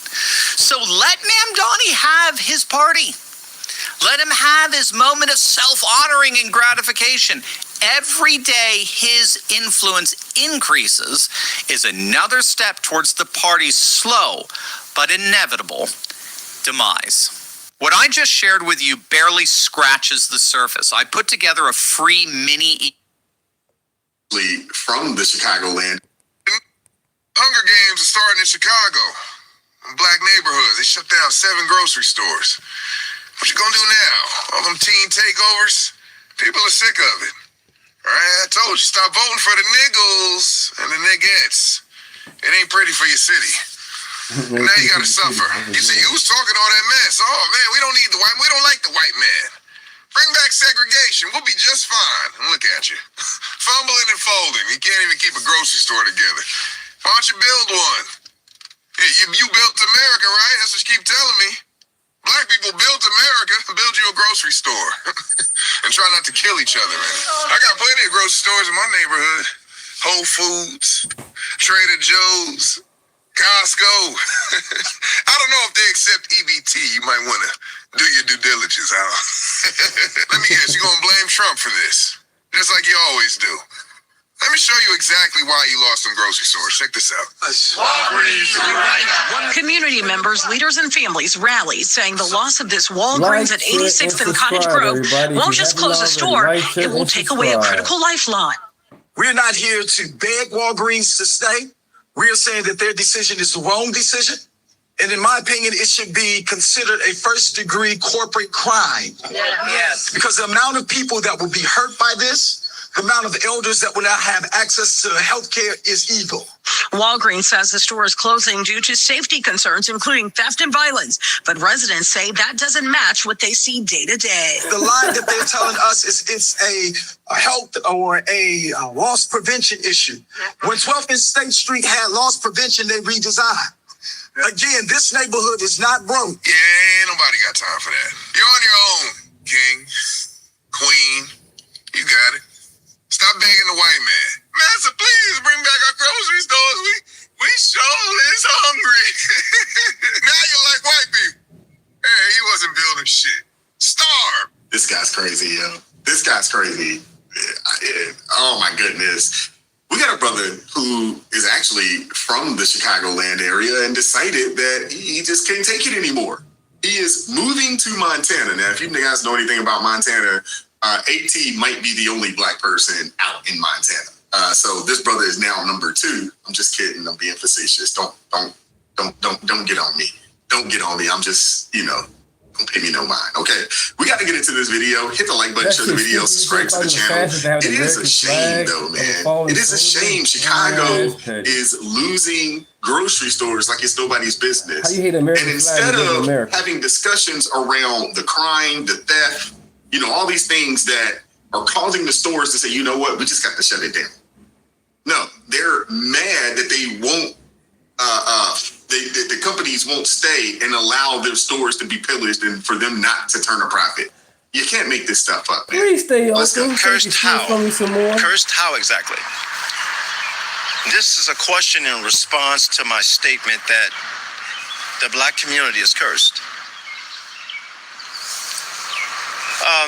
I'm not going to get all deep, philosophical, and all spiritual on you. I'm going to keep it real simple. Just go on social media, all right? And maybe a few posts in, you're going to be barraged with post after post of black folks acting like savages, all right? And this is coming from a black man. You see this dark, rich, reddish tone? Yes, I am a Negro, all right? I'm not one of them light-skinned brothers. And, I wasn't raised by around a bunch of white people. No, I'm black. And this is coming from a black man. Keeping it 100 with you, raw, uncensored, and uncut, all right? The black community, you show me a predominantly black community where you're safe. There's a few of them out there. My parents happen to live in one, but if you're in the Atlanta area, I would say maybe if you're in Upper Marlboro, Maryland, those are the ones that I can think of. But I'm sure Baldwin Hills is pretty safe out there in the LA area, more black area. There are a few out there, but I understand what he's saying, and to an extent, they may be few and far between. You show me one. I would like to know. Now, I'm pretty sure, there are black communities where people aren't getting robbed, stabbed, shot. I'm pretty sure they're out there. It's a few, all right? They're in the single-digit percentages. They might be in the 0.00001%, okay? Keeping it real, all right? Being from Chicago, an average of 25 to 30 murders a day. A day. That's no exaggeration, people. That's a fact. Yeah. And y'all tell me also, Trump said no new wars. It's a war going on in Chicago right now. Where's the outrage? Where's Al Sharpton, Ben Crump? Where's Tyler Perry? Come on. All y'all got enough money to pay for these people in Chicago. Black on black crime right now. Go. All y'all fit the narrative. The numbers are pretty daggone high up there. And the fact that these liberal policies are, allowing this to happen, and then they turn around and say, well, it's Trump's fault, which makes absolutely no sense. What does Trump have to do with the city of Chicago? For the life of me, I don't know. But every major holiday, every major long weekend that we have in this country, you always hear about Chicago and the amount of deaths that happen in the city of Chicago and the amount of shootings in the city of Chicago. Without fail, Memorial Weekend, Juneteenth weekend now, July 4th weekend, Labor Day weekend, those are 4 weekends. It used to be 3, and then they added Juneteenth, and it seems like they just added that one as just another weekend for the Negroes to go crazy and purge themselves. It's the craziest thing ever. Makes absolutely no sense to me. Every time a holiday this brother's right, man. It's a purge. All right? Literally, mass murder every day. Okay?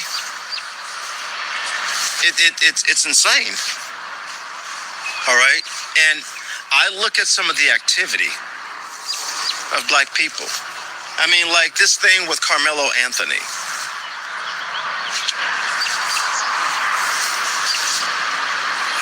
This kid, we know what he did. All right? Cursed how? Really? I moved from Chicago to Montana. All right. And right now, I am visiting Chicago for a short period of time. Yeah, make it short. I haven't even been here a whole week, and there was already a person murdered in the neighborhood. This neighborhood I'm in right now, someone's life was taken, and they had a lockdown in place because you got some knucklehead running around. All right. I mean, just good old Chicago. I mean, listen here, it's not complete unless somebody getting put down. All right. You know, being in Montana around a bunch of Caucasian people, crime. I'm gonna tell you something. If somebody gets murdered out there, it's like, oh, it's a big deal. Because it just doesn't happen like talking about it. I mean, literally, folks, I mean, crime, it's almost, I'm not going to say crime free, but I mean, really. It's almost non-existent. You can say it, it's okay. And I'm sure there are going to be people in the comment section that are going to come for him. And I'm sure there were people in the comment section for this video coming for him as well. No different than the sister that decided to move. I'm not sure exactly where she moved out to on the West Coast, but, you know, a predominantly white area. And she was just talking about how great it was, you know, that she lives in an area where her kid can go outside and play. Isn't that a shame that you got to move halfway across the country or at least move away from people or places where the majority of people look like? Right, like you live in Chicago, you got like leave Chicago, come to Rockford, Joliet, Schaumburg, Amherst, River Forest, Park Forest, hell, even Oak Park. You go to all those places to get from the west side and the south side of Chicago to actually live comfortable. Because other than that, it's a war zone. It's a fucking war zone. And then when Chicago, you go to a gas station, it's like fucking 15 people outside. And you want to go pump your gas, somebody will ask you, can they pump your gas for you? And you say yes, they're going to ask you for some money to pump your gas in your car. So now you got to make sure, hey, no, I'm cool, who I pump my own gas. They get mad at that. And then, you know, they selling weed, they selling ass, they selling all type of shit out there. Before you even get your gas, you got 15 people right there bombarding you with something to sell, a story or a lie, something weird. It's crazy. And then not just a gas station, any type of hood store. They be all around the hood stores selling their shit as if the store is theirs. Yeah, the store's your neighborhood, but you don't own the neighborhood and you don't own the store. But they be right in front of the store arguing with the management as if it's their store. Like, dude, get in front of the store. Stop selling your cigarettes in front of my store. Take that somewhere else. Sell it in front of your house or your grandma's house. Why are you selling cigarettes in front of my store, gas station, laundromat? It's like you guys, people in Chicago just ignorant, man. They get their crate, sit down in front of a store, gas station, and act like it's theirs. Like you, in order to live in a safe community, that shouldn't be, but that is the case in a lot of places around the daggone country. How was the black community cursed? At this point, our culture is death. All right? It's sad. Is he lying? The movies, these people have the ability to create movies, produce movies, direct and write movies. They're all on Tubi, things of that nature.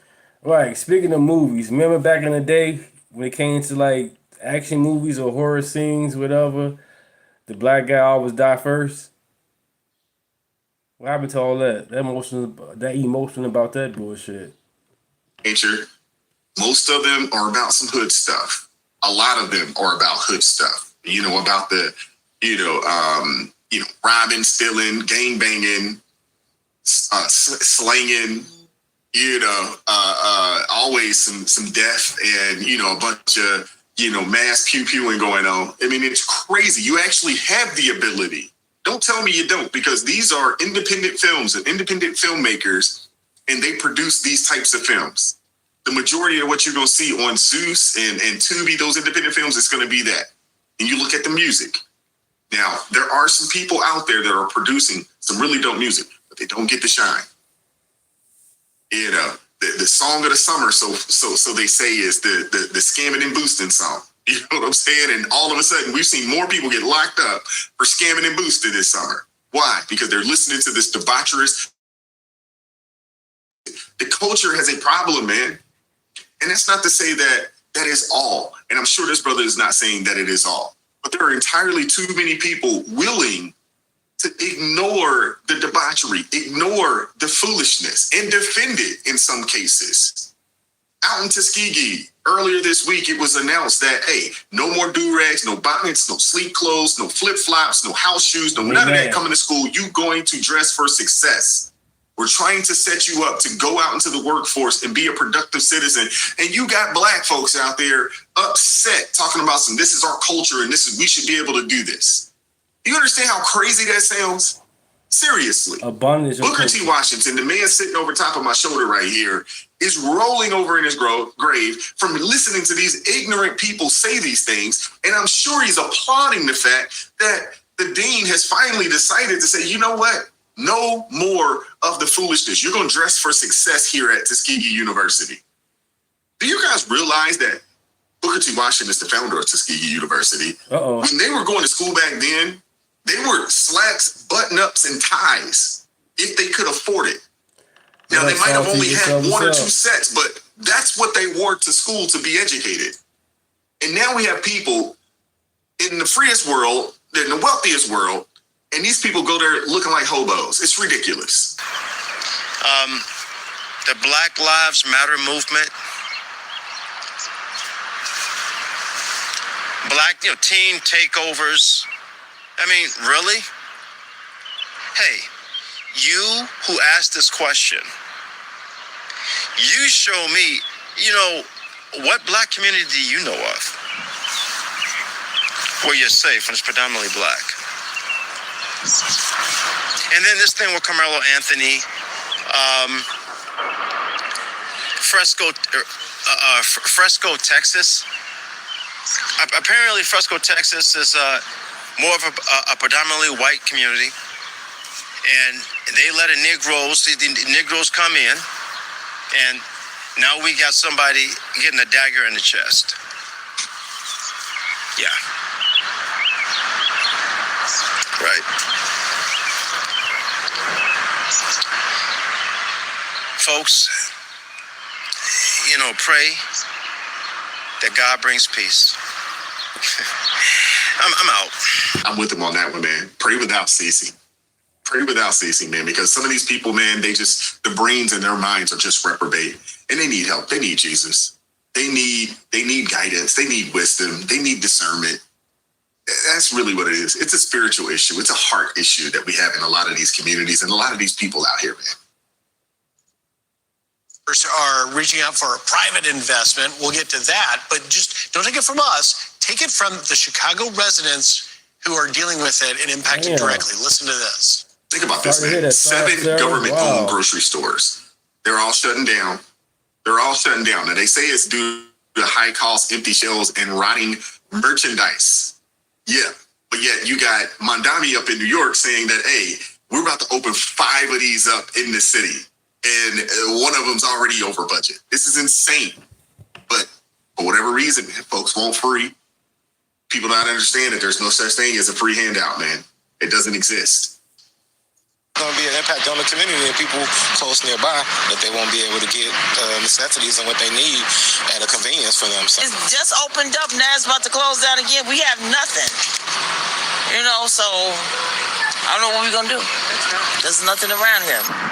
I mean, it's gonna affect the community for sure. Everybody gonna have to travel out now and go to big grocery stores. And what about the people who don't got transportation that ain't able to make it to the big grocery stores? That's a reasonable store in the neighborhood, The rest of them around here is so expensive. So the city of Chicago ended up funding this grocery store. It's called Save-A-Lot. And there was a lot of investment into it. And yet, in a very short period of time, they had to close.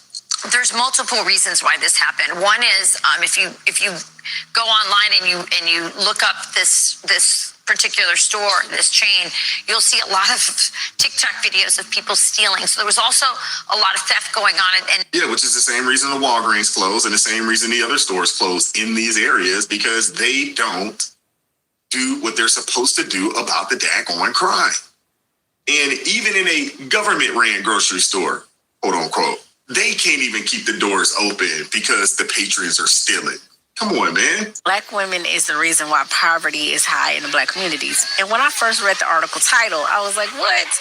Then I read the article and I was like, you know what?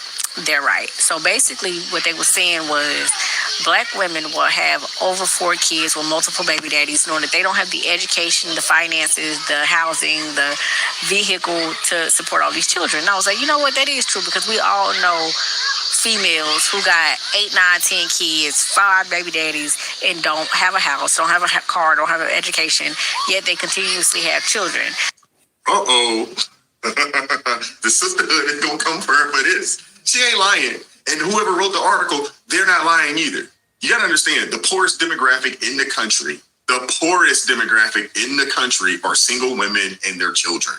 It's not even close. Matter of fact, if you have kids and you're rearing them up in a 2-parent household, hey, they have a 96% chance of not living in poverty. But if it's the reciprocal, forget about it. And all of those communities, they're all Democratic strongholds. And that is, okay, yeah, that does keep us in poverty. And I'm like, maybe they're right. I know that's one of the reasons why I got my tubes tied. After my 4th kid, I was like, no, I'm not going to do this. Man. Thank you. If you haven't subscribed to the channel, subscribe. Appreciate it. I'll be going live as much as I can. I work the weekend, so depending how my weekend goes, I'll go live. But I'm here for you guys. So I appreciate it.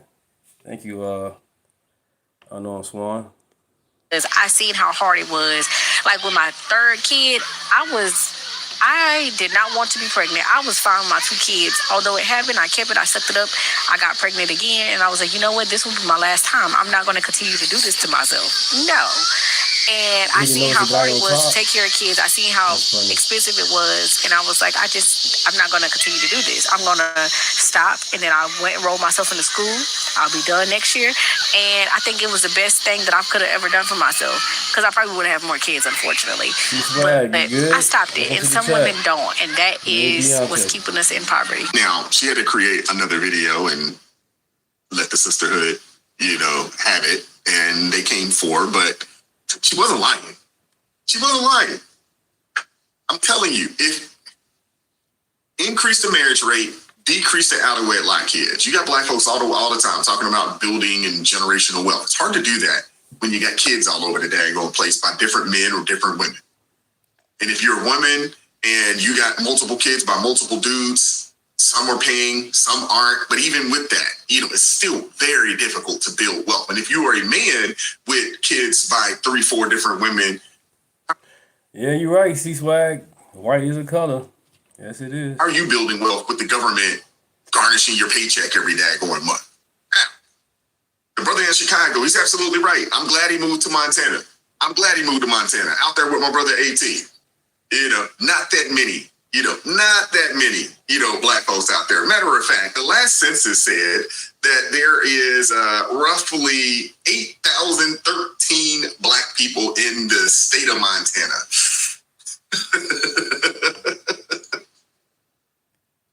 Hey.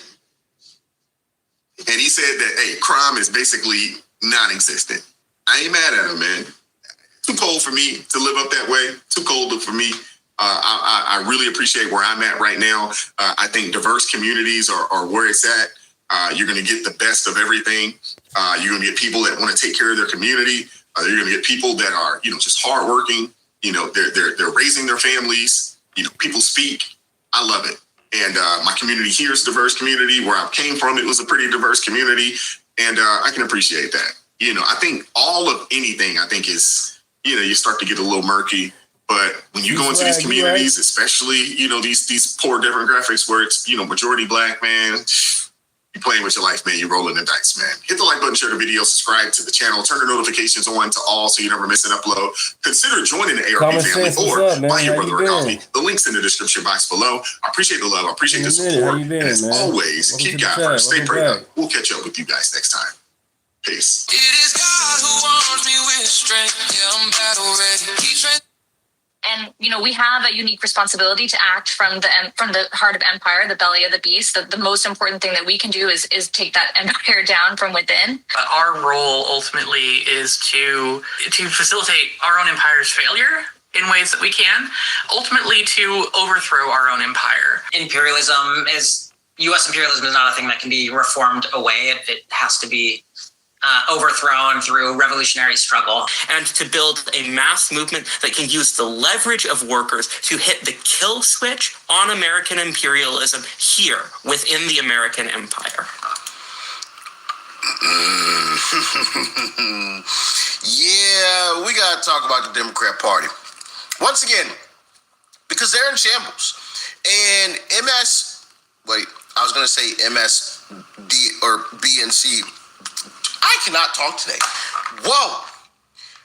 BS Now, formerly known as MS Now, formerly known as MSDNC. Jeez Louise, I could not get that out.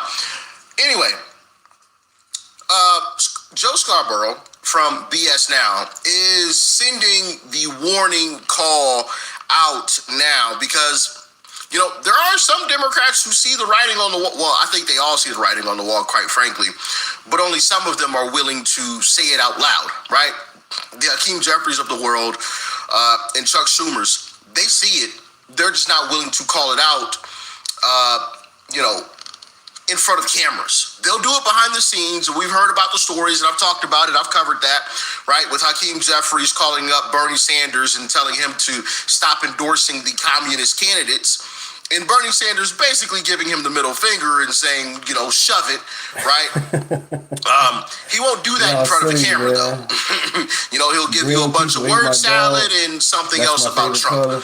That's all he'll ever do. But Joe Scarborough went on, his show, Morning Joe, with, is it Mika Brzezinski, and warned the Democrat Party, they better do something, and they better do something quick.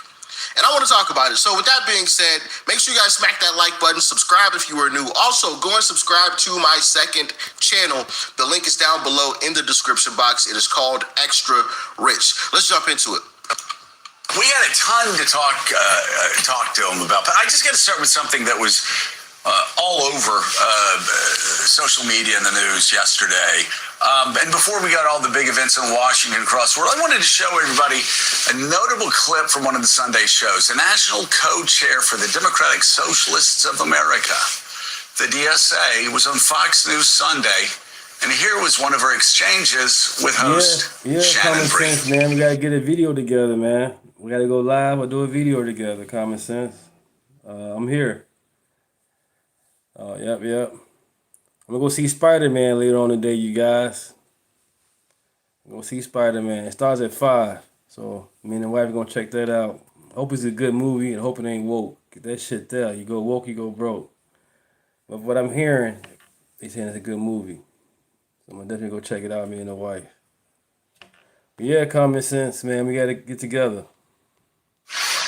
Okay, so we're going to put up on the screen a few of the things that are part of your platform, and I want to ask you, just give me sort of a true or false on these.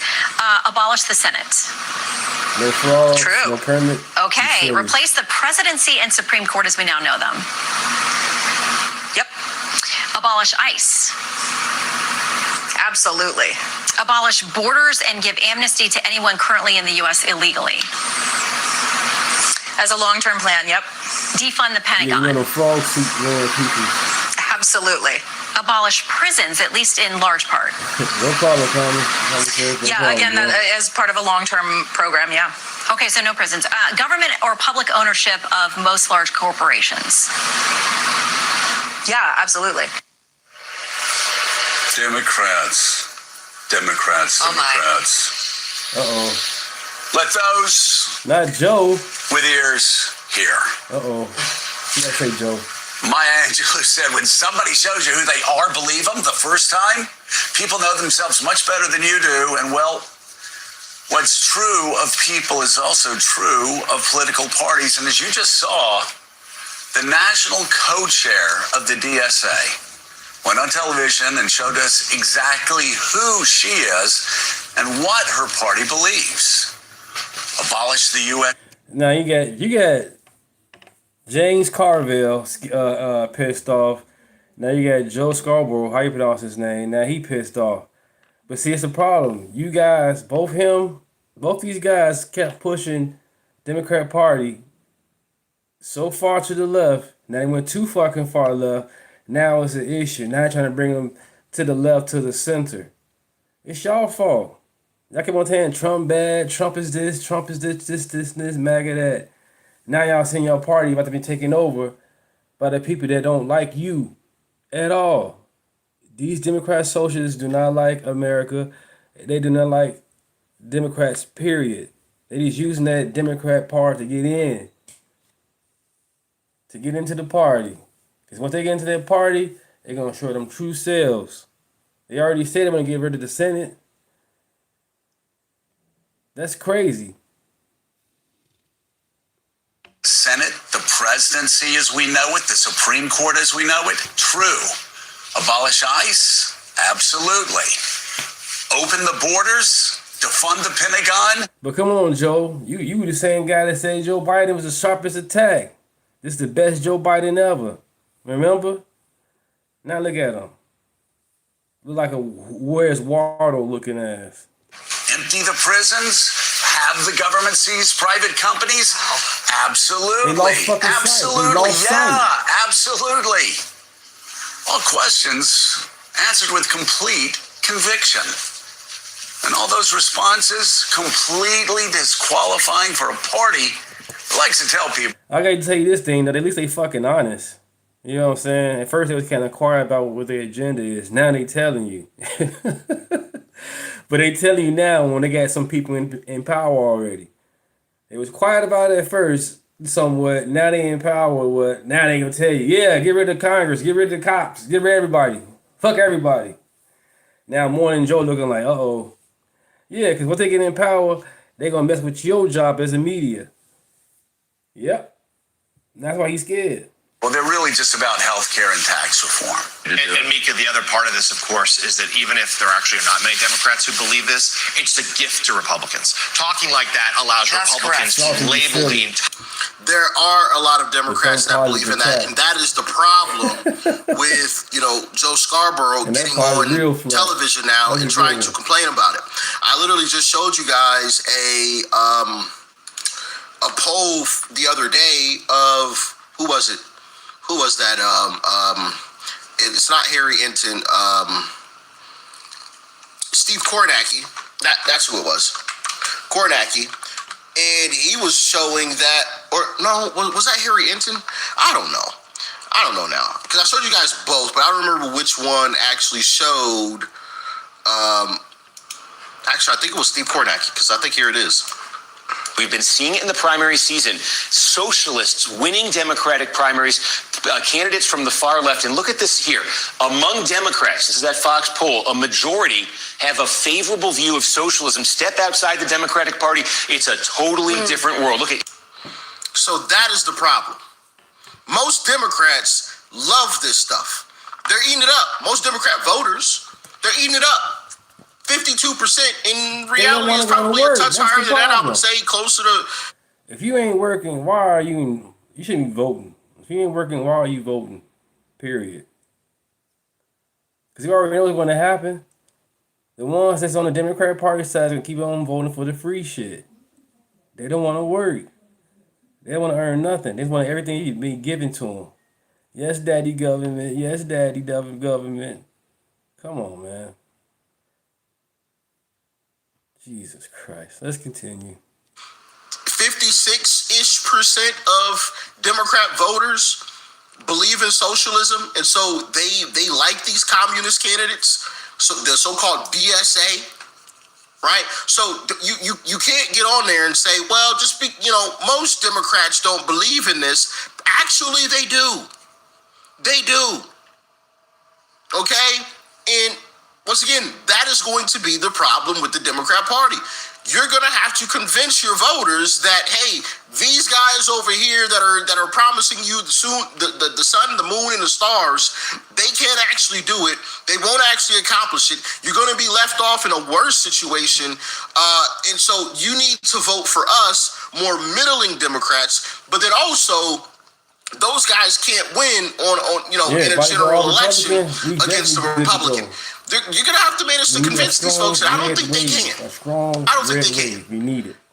Because the truth is, most of the country isn't going to vote for socialism, as we saw there in the polls, right?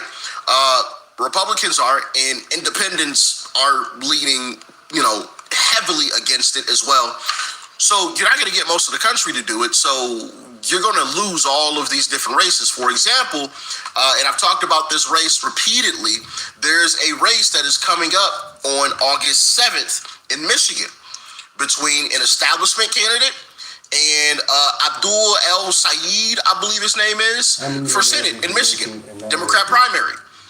Right now, Abdul Sayed is in the lead in the Democrat primary. But guess what? When you put him up against the Republican, who I believe is Mike Rogers, don't quote me on that. It's a lot of names and stuff to remember across the country. So if I ever get a name incorrect, forgive me, all right? It's a lot of names to try to remember all over the place. But I believe his name is Mike Rogers, who is the Republican nominee for Senate in Michigan. When put up against Abdul Sayed, he blows him out. Blows him out. Like, it's not even close. When put up against the establishment candidate, it's a lot closer. He wins, but barely. So that's the kind of situation that Democrats are in. But to me, it looks like they don't have a choice. The party's already taken over. Not simply because the DSA has, done a great job infiltrating, right, which they have, but their voting base believes in it, right? And that's who is going to elect these folks. So let's continue this discussion here with Joe. Entire party, the GOP, like on their heels right now, and this is a life preserver they can hang on to and then turn it into a cudgel. Exactly. But exactly. Here's the thing, though. Again, they'll use it for those candidates out there that identified themselves as DSA. This is the head of their party. Yeah. Right? So this isn't just about Democratic energy. Yes, I think Democratic energy is great. I've always said it's the progressives, not the centrists. It's the progressives who knock on doors. It's the progressives who do phone banks. It's the progressives that get out and march. It's the progressives that provide the energy to the Democratic Party. The Democratic Party is big enough to have progressives, to have moderates, to have members of the DSA party. But those members of the DSA party have to tell us, are you for affordable health care? Are you for this? Are you for what she said? Yeah. Because if you're for what she said, and she's the head of your party, so you can't dismiss it. Are you for what the head of your party said? This is a very simple question, and the reason I'm talking about it today is because Democrats can put it behind them today, or we can still be talking about this in early November. Yeah. Did you hear what I just said? Don't brush this off. Take care of. This is going to be talked about in November, 100%. Because you have weak leadership in the Democrat Party. Weak, pathetic leadership in the Democrat Party. Hakeem Jeffries is no leader. Chuck Schumer is no leader. Brooklyn Barack. And listen, John Thune isn't a leader either, okay? Y'all know, if there's anybody I despise, it is John Thune himself, Republican Senate Majority Leader. But he is no leader at all. He's a leader by title, but not in actual actions. Because his actions say otherwise. His actions say weak. His actions say follower. Okay? His actions do not say leader. But that's neither here nor there. Let's jump back to these Democrats. They have really weak leadership. Hakeem Jeffries is waiting for when he feels that the establishment can truly win. He's waiting for that moment, right? Because he doesn't want to get out in front of things because he doesn't want to be voted out. He's going to wait probably until after this whole Michigan race, August 7th, to see who comes out on top, and that's going to kind of determine which way he goes. Right now, he's kind of straddling the fence a little bit, or he's attempting to, not doing a great attempt. But that's what I think is happening. He's going to wait and see if the establishment can push back, can genuinely push back against the DSA. And if not, he's just going to stay quiet. If they can, then he'll come out and say something. Guarantee it. Guarantee it. It in July, get rid of the issue in July, or you're still going to be dealing with it through late October and early November. Don't be a Democrat. Don't do that. Take care of it now. Don't make the same mistakes you made in 2024. Nip this one in the bud. They can't. They can't. This is the monster they made. And now that monster has come back to haunt them. They coddled this monster.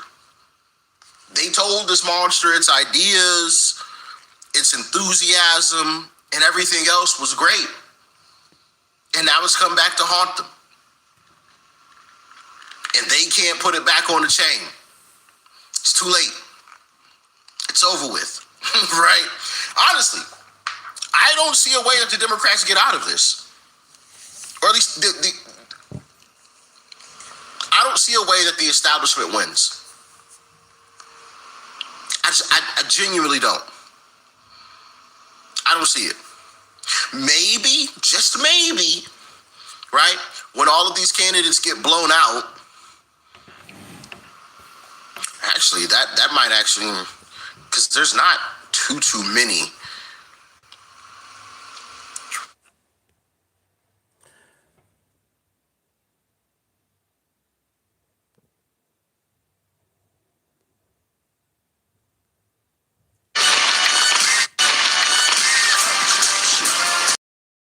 I don't want to hold you up.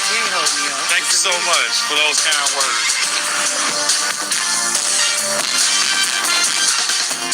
But like I said, This is my friend Fashawn, the Chicago conservative, unfiltered.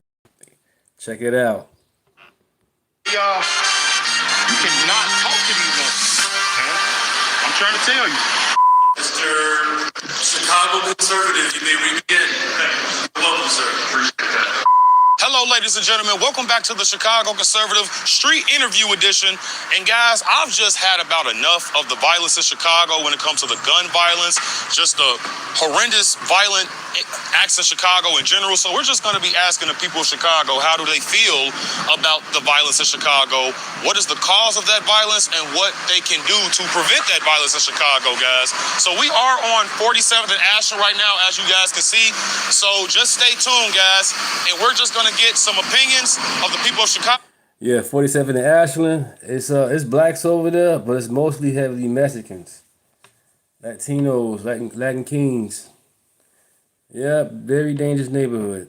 Chicago, you guys don't want to miss this. How do you guys feel about the violence in Chicago? Oh yeah, what y'all doing? A podcast or something? Oh no. Yeah, his name is Vashawn. It's a homie of mine. He live in Chicago. He's with the group Chicago Flips Red. He's just journalists, just independent journalists, just trying to. You gotta catch me next time though, because I gotta focus on my team out here. Oh yeah, no problem. We just wanted to see. I've been on a few of his episodes, a few of his discourse. Yeah, good people. He's good people. Your opinion about the violence? Do you guys think it could be prevented, or? Of course it can be prevented. Yeah. Anything can be prevented. What do you guys think is the cause of the violence in Chicago? Right, it's not I know you probably been around, way longer than I have.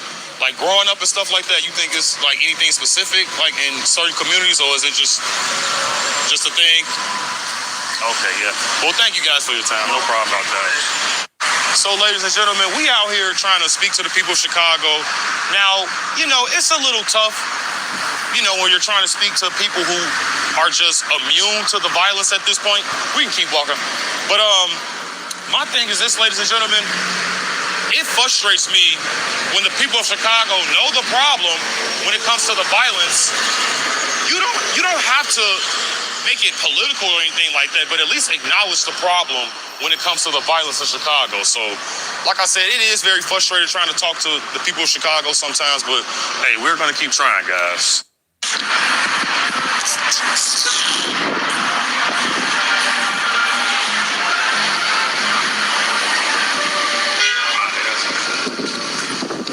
Hey, how you guys feel about the violence in Chicago? No opinion? Nope. So what do you guys think is causing all the violence? Lack of leadership, attitudes, and stuff like that. My nephew was just killed right. I mean, we just had my nephew, 3-4-year-old nephew, Memorial today. He was killed. Oh, I'm so sorry to hear that. Wow. Where's the Ben Crump, Al Sharpton, Tyler Perry? Where y'all at? Yeah, they were killed. I'm so sorry to hear that. Was he like shot? Yes. Yeah, it's all, and it's like my Both of them. My thing is this: when it comes to like the violence in Chicago, I think it just be promoted too much when it comes to like communities like ours. He was a good kid. He was no drug. He didn't do And that's drugs, and it's always nothing. He was those. a college graduate. He just had a son. All that. Yeah, it's always the good ones that end up dying to gun violence and stuff like that. So, I'm just curious. What do you guys? It's gonna be on YouTube. If y'all want it to be, but it don't have to. But I just enjoy the conversation in general. Like I just love having a conversation with my people because I'm trying to save us, man. Yes. If I'm being honest with you guys. So, what do you guys think we can do to prevent that violence when it comes to Chicago? Get along. Yeah, just start preaching peace, you know, besides violence and stuff like that. Stop trying to make your territory your territory. When it's not your territory. God, you know what I'm saying? A lot of them don't believe in God. Lack of faith, yeah, but me personally, I think that's with the pastors as well, you know, they didn't, you know. Pastor get caught. Yeah, doing all type of stuff. But thank you guys so much. I appreciate that. God bless you guys. And you know how many shootings that's happened lately? It's like with Juneteenth, there was 55 shootings. When it comes to the 4th of July, it was 22 shootings.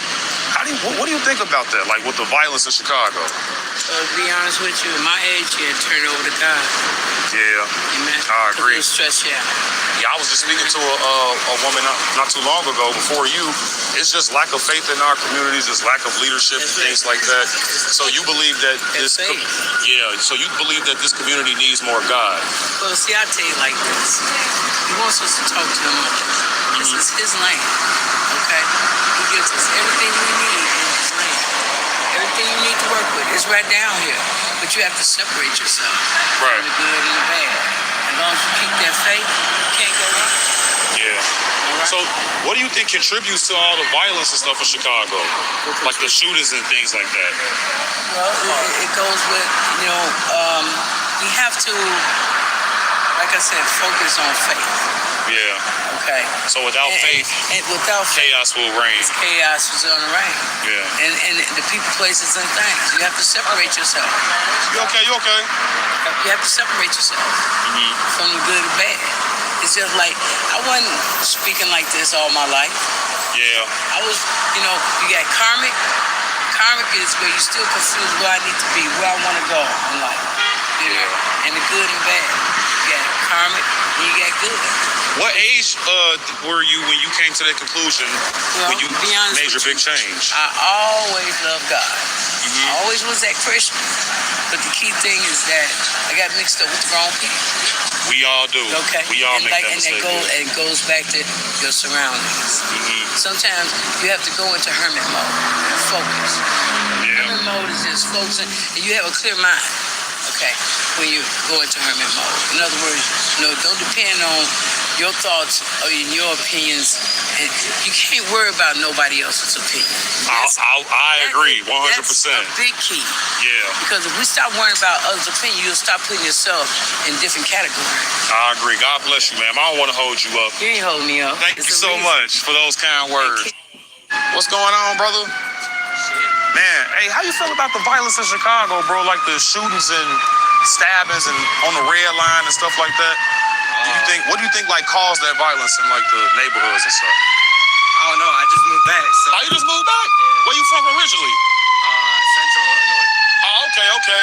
I mean, me personally, I think it's bad in Illinois everywhere, bro. Like, what do you think like caused that, violence when it comes to like in Chicago in general? Like, was it? What do you say? The music, the ideology, or what do you think? We don't get. I think a lot of people just don't get enough chances in terms of the money what they're able to get. Yeah, I agree, and I think a lot of that money goes into places that it don't belong, bro. Like when it comes to the alderman of this ward, I'm pretty sure that he's not putting that money where it needs to go, man. So, like I said, I agree with you 100%. People not putting the money where it needs to go. That people that actually want to work, I'm not saying, for the people that want to, be bullshitting out here, anything like that, but for the people who really want to do something good with their life, I can respect that, bro. Appreciate that.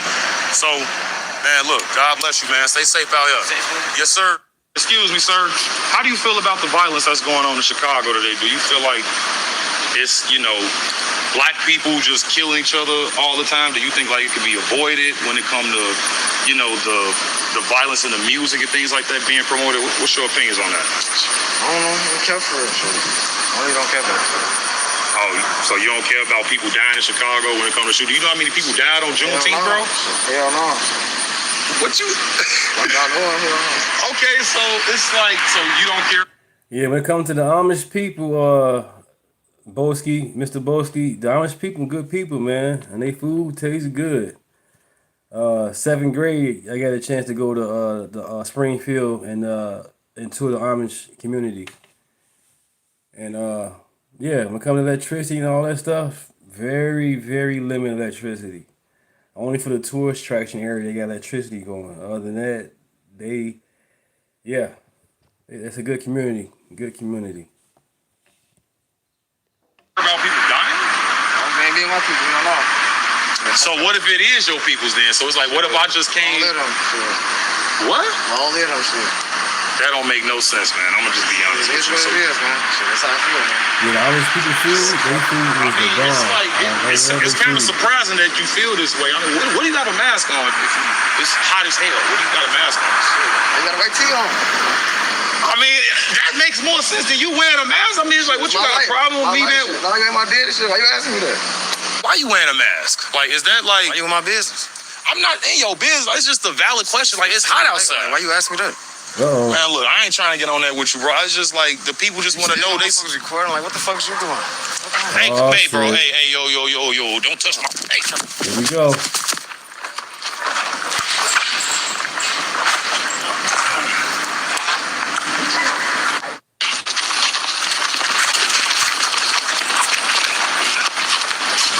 Damn!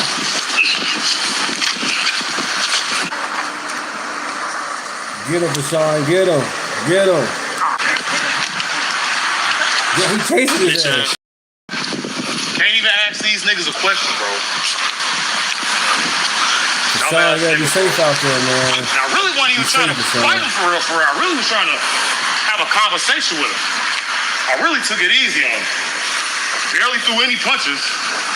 But like I said, y'all, you cannot talk to these motherfuckers out here, man. I'm trying to tell you. So, update coming soon. Ladies and gentlemen, man, look, I'm gone. Fuck it. If you guys enjoyed and want more videos like this, please hit the like and subscribe button. Don't want to miss future videos. Hit that notification bell. And if you guys really are feeling generous, please become a member down below. Oh, wow, that's crazy.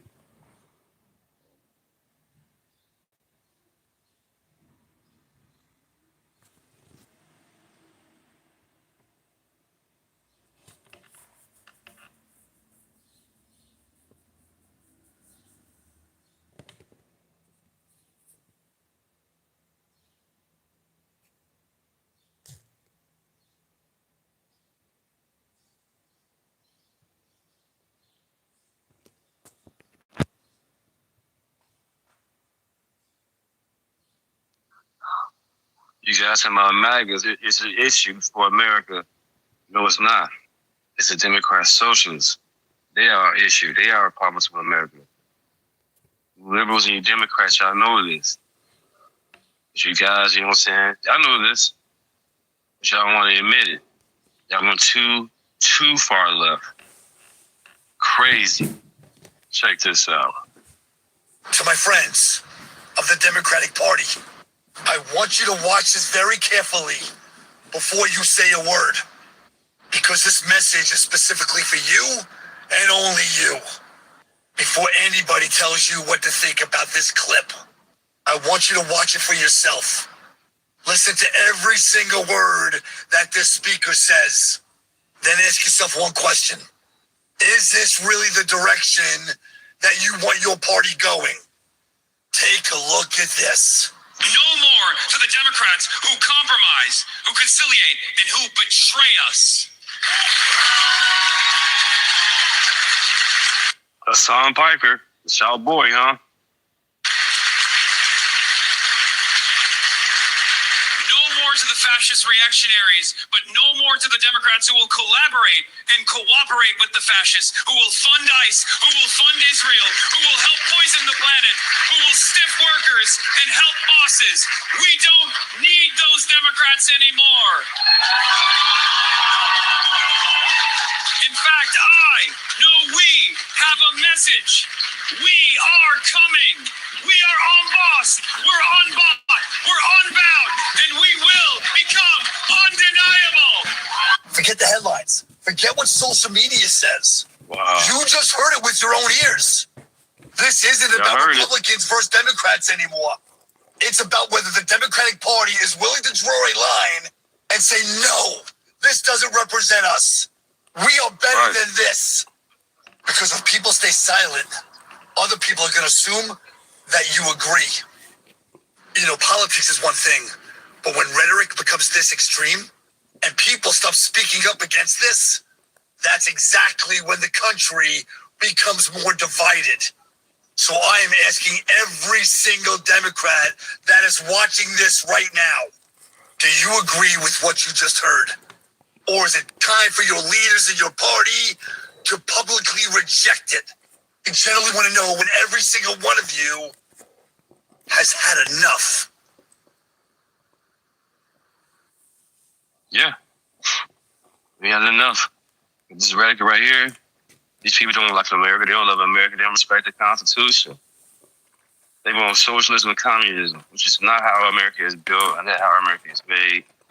America is 250 years old for a reason. And it's not how this is going to work. So we're going to keep on fighting against this. We got to fight against this. United Code, America first. That's what we believe in. And common sense. Close the borders. Fund the police. Keep your criminals in jail. These people are insane. Vote red, you guys. Don't be misled. Thank you for stopping by. My name is Deontay. Like, share, and subscribe. Thank you, thank you.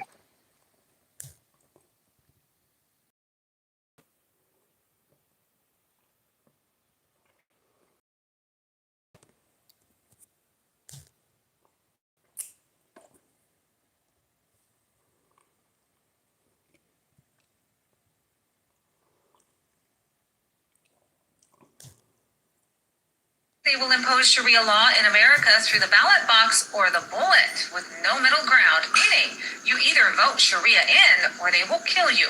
Multiple speakers tied to Islamist networks, including the Muslim Brotherhood, have made the statements about taking over the United States by force. I knew this day was going to come.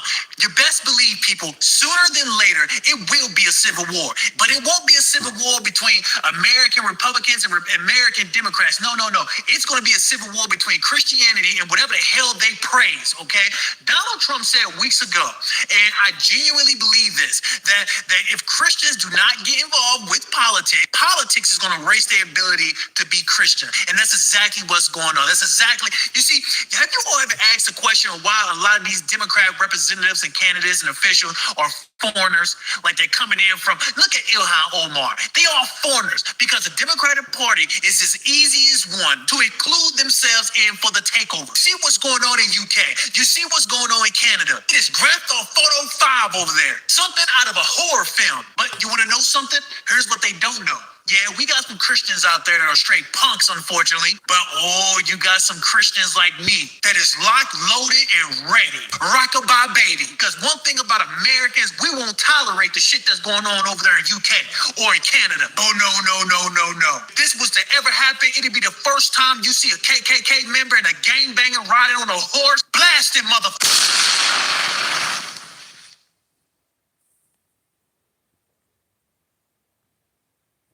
Would you please tell us your name and what community you're from? Yes, my name is Andrew DeRogers. I'm born and raised on Cape Cod. I appreciate that many people here have different points of view, and that's fine. Many of them are very well spoken. Many of them are polite. I'm not going to be. Don't be. I am that taxpayer that several of the people who sat up here and spoke are talking about. What is on the line is very simple. It is a declaration of your allegiance either to the American citizen, the legal tax-paying American citizen, or the chosen community of foreign nationals who have been trafficked into this country for purposes of census data, for purposes of seats, for purposes of power, and for purposes of taxes. I am sick to effing death of paying for such bullshit, and I'm sick to death of being lectured about compassion, about patience and understanding. I have lived here all my life, and I have been required for all 40 years of that life to obey the law and follow the rules. There will be no Social Security check for me when I can't work anymore. I have never once received any of the benefits that have been spoken of here. Nobody is beating down my door to help me fix up my house so that it doesn't collapse on me or lower the cost of the electricity that I have to pay. I don't get health insurance. I can't afford it. But I am punished by this state for not being able to afford it so that people who are in this country illegally can benefit from it and go see the doctor whenever they want. And that is a fact, and I am sick of it. I am not an ununderstanding individual. I am not an uncompassionate individual. But my generosity has been abused, and I am sick of it. I am sick of being treated as an indentured servant to foreign nationals in my country and in my community. And I don't give a damn whose feelings that hurts. Fuck your feelings. So you can either approve this measure and show legal, law-abiding, tax-paying citizens that they do not matter to you, or you can reject it and show them that you are listening. Those are the only two options. And for the record, I traveled abroad to a foreign nation, and you would not believe the amount of documentation I was required to have on me at all times and show whenever anybody asked. And you can bet your ass if I broke their laws, they would have nailed my ass to the wall. And I was very well behaved over there, and I was very respectful to the people because I was a guest in their country.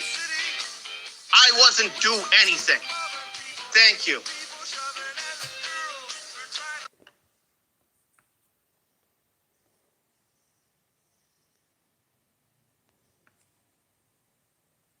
To agree with Donald Trump. Uncle Luke. But on this one, I got to agree with him. These career politicians, Democrats that I've always supported, in my congressional race, they are really cheating. One of the candidates, she has people knocking on seniors' doors, telling these seniors that they will take their ballot to the box. Opening up the ballot, changing the vote, and dropping it in the box. They call them ballot harvesters. I didn't even know this even existed. See, you know, I'm a career politician in this race. And I always said, everything Trump says is a lie. He's making excuses. But he's right. These people do rig elections. They're literally going to seniors' house, and you can look at it on the data machine as to who voted and who didn't vote. So they're going to these seniors' houses, knowing that they do not have the resources to get in the car or the time to go and vote. So they're offering their assistance and going to these people's house. They got the money to pay for it. Guy with dreadlocks. When I get that footage, I'm going to post it. This is bad. This is absolutely bad. Absolutely bad. You got to win by cheating. Unbelievable. You should be ashamed of yourself. You're a liar and you're a cheater. Well, I guess I wanted to give. You recognize Republicans gave you reparations, and then the Democrats took it away from you.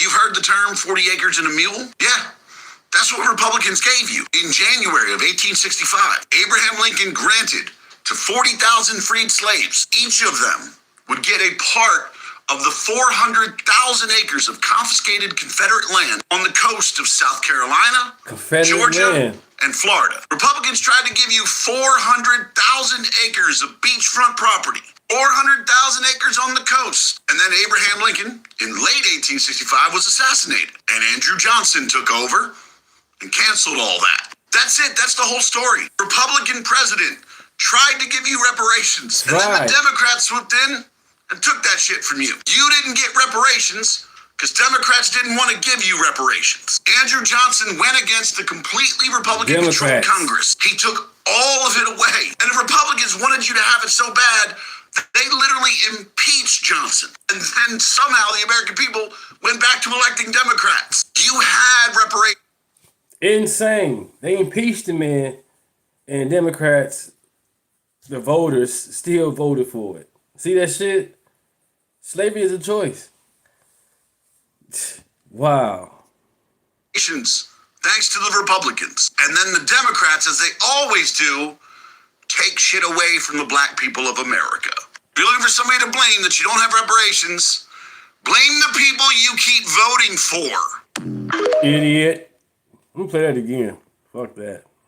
Yeah, nothing says I am the science quite like sitting in front of Congress pleading the fifth on every single question like a fucking mob boss who just got caught with a body in a trunk. When's your birthday? 111 times. Every single question. Gain of function funding, lab leaks, emails, past sworn testimony, the emails where he walked back what he told the public. The whole damn house of cards. On the advice of counsel, I respectfully decline.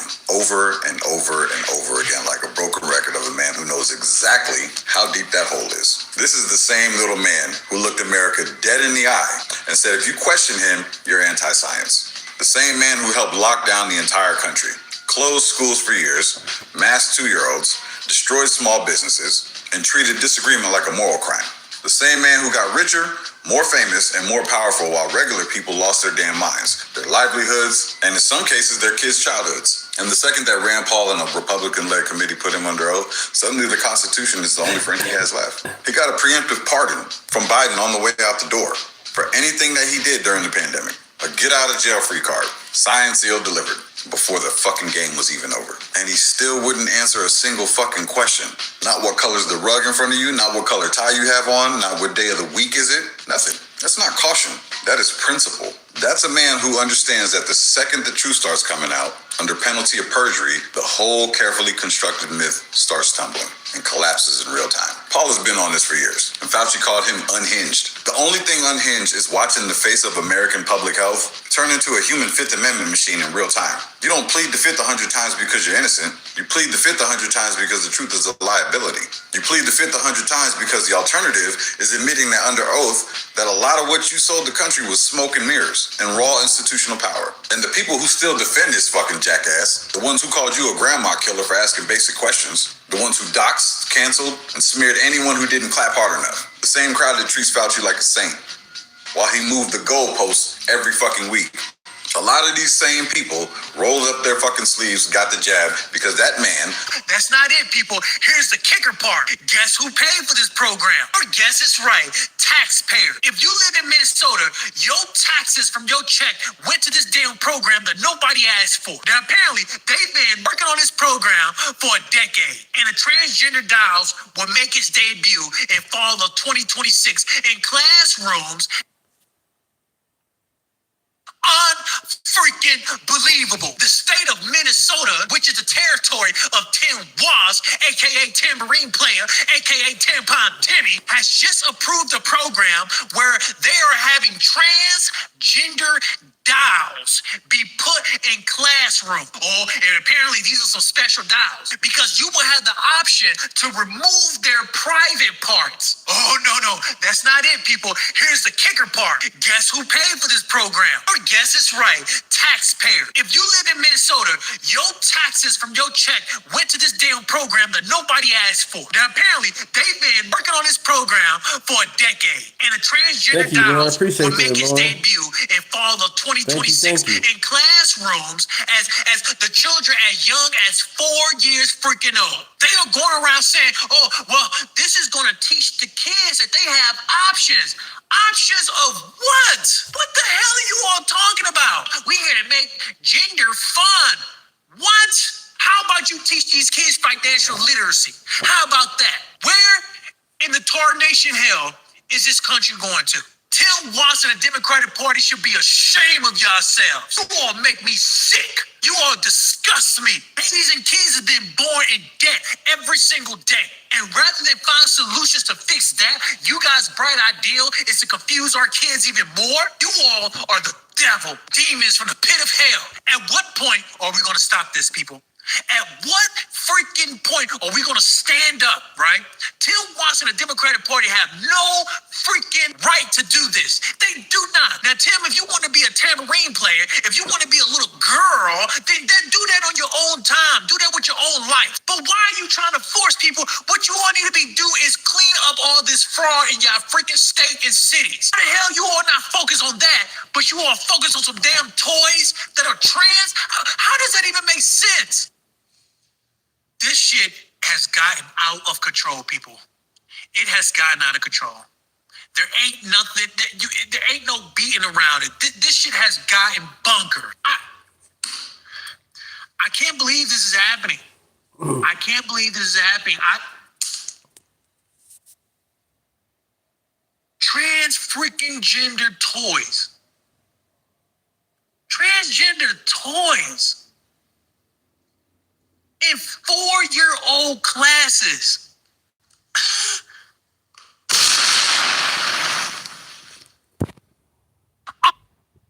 All right, guys. You know, someone came into my comments and said the realest thing that I've ever heard. And it states that Black America is the Democrats' best hoe. And you know what? They are absolutely right. And you know what? Black America has been on its knees, sucking it and giving it to the Democratic plantation for so long that they just can't see life without being on its knees, giving it to this party.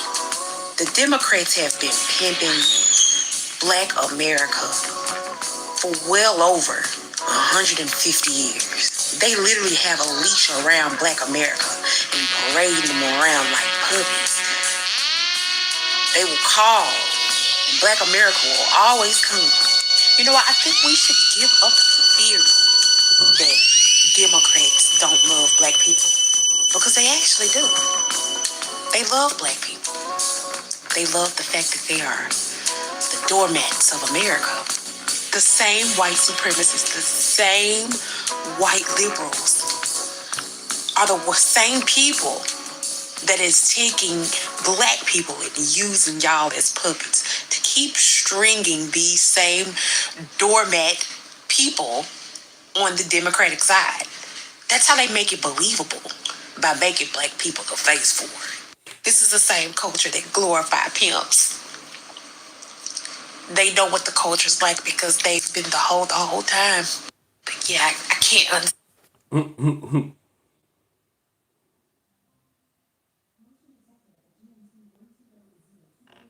What day of the week is it today? On the advice of counsel, I respectfully decline to answer based upon my rights under the Fifth Amendment to the Constitution. What color tie are you wearing? On the advice of counsel, I respectfully decline to answer based upon my rights under the Fifth Amendment to the Constitution. What color's the carpet in front of you? On the advice of counsel, I respectfully decline to answer based upon my rights under the Fifth Amendment to the Constitution. Let's just get one thing straight. You don't have any rights under the Fifth Amendment because you've been pardoned, as you very well know, as the Supreme Court has been. You can't make this shit up. This is probably one of my favorite moments.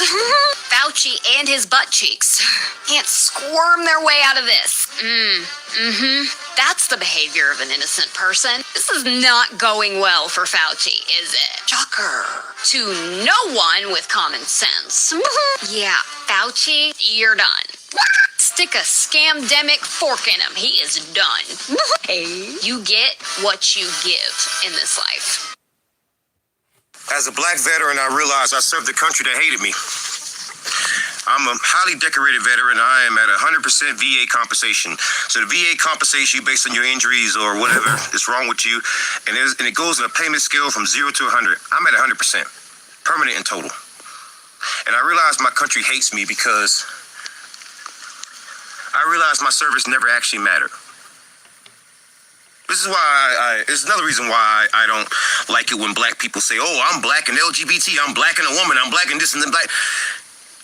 All of them extra identifiers don't fucking matter. Take it for someone who worked for the government. It don't matter, bro. You want to be special because you're running away from your blackness. It don't matter, bro. You know how many medals I got? How decorated I am, and it don't matter? Let me give you a prime example of it. It don't matter. I was seeking therapy at the American Lake VA in Tacoma, Washington. I was begging for therapy because I needed it. My wife suggested that I ask for a black therapist, so I did. A VA patient advocate named Paul Vinkus, who got fired, by the way, he told me on the phone that I'm a racist just for asking for a black therapist. You got a veteran reaching out to you for PTSD therapy and treatment, and you tell him he's a racist just because he wants a therapist of his choice, and it wasn't even my decision. It was my wife. I was trying to be a good husband by listening to my wife. I recorded that phone call. I put it on TikTok. It went viral. You guys helped me get that guy fired. So you know it's true. I had a VA psychologist in South Carolina. You might not like the truth, but I'll never tell a lie. Spain is officially fucked.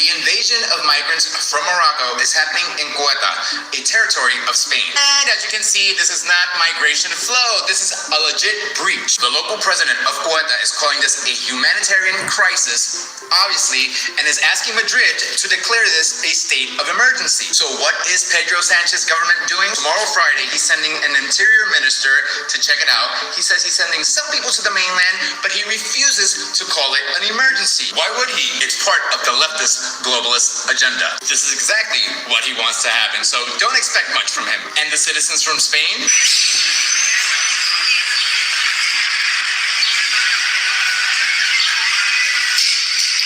They're having to put up barbed wire on their fire escapes. This is going to go from bad to worse. But let this be a lesson that if the Democratic Party, the left, which he is a part of, ever gets control again of the White House, best believe that they're going to do the same thing. But now I want to hear from you guys. Is Spain fucked, for lack of a better word?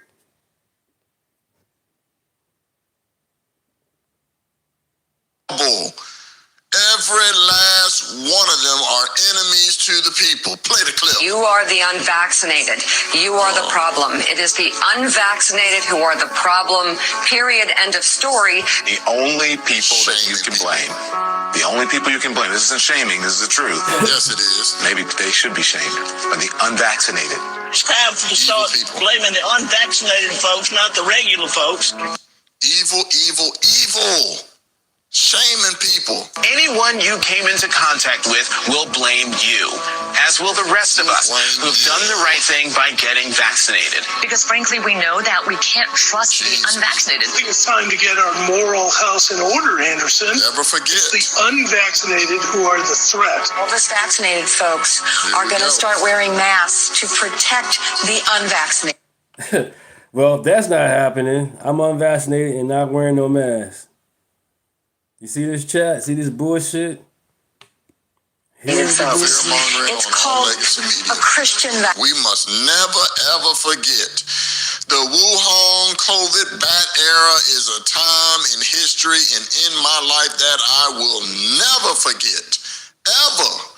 And none of you should ever forget it either. So many people were affected by this. The relentless peer pressure and shaming of people that were not vaccinated should never, ever be forgotten. It is unforgivable. I knew it in my heart, in my soul from day one.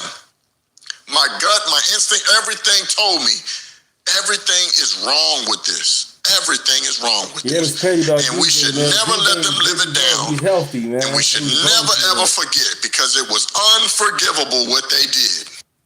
What they did is unforgivable. Of course not.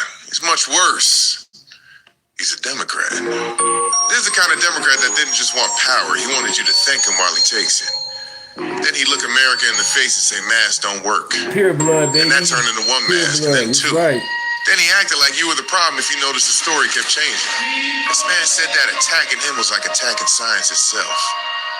Sounds like a cult leader to me. Funny how questioning the guy became more dangerous than the virus itself. How do you turn public health into a political weapon? At least the devil will tell you what he is. Fauci's the kind of guy that'll smile in the camera and act like there's nothing to worry about. That, my friends, is a Democrat. Of course the Democrats pardon him. The same machine that put him on the pedestal is still around. See, they don't need you to believe every lie. They just need you to keep voting for the people telling the lies. Follow the money. Every blue ballot is another blank check. And as far as Fauci goes, whatever it is you got coming, I hope you get it. I see whatever I like. I'll go wherever I like. I don't care.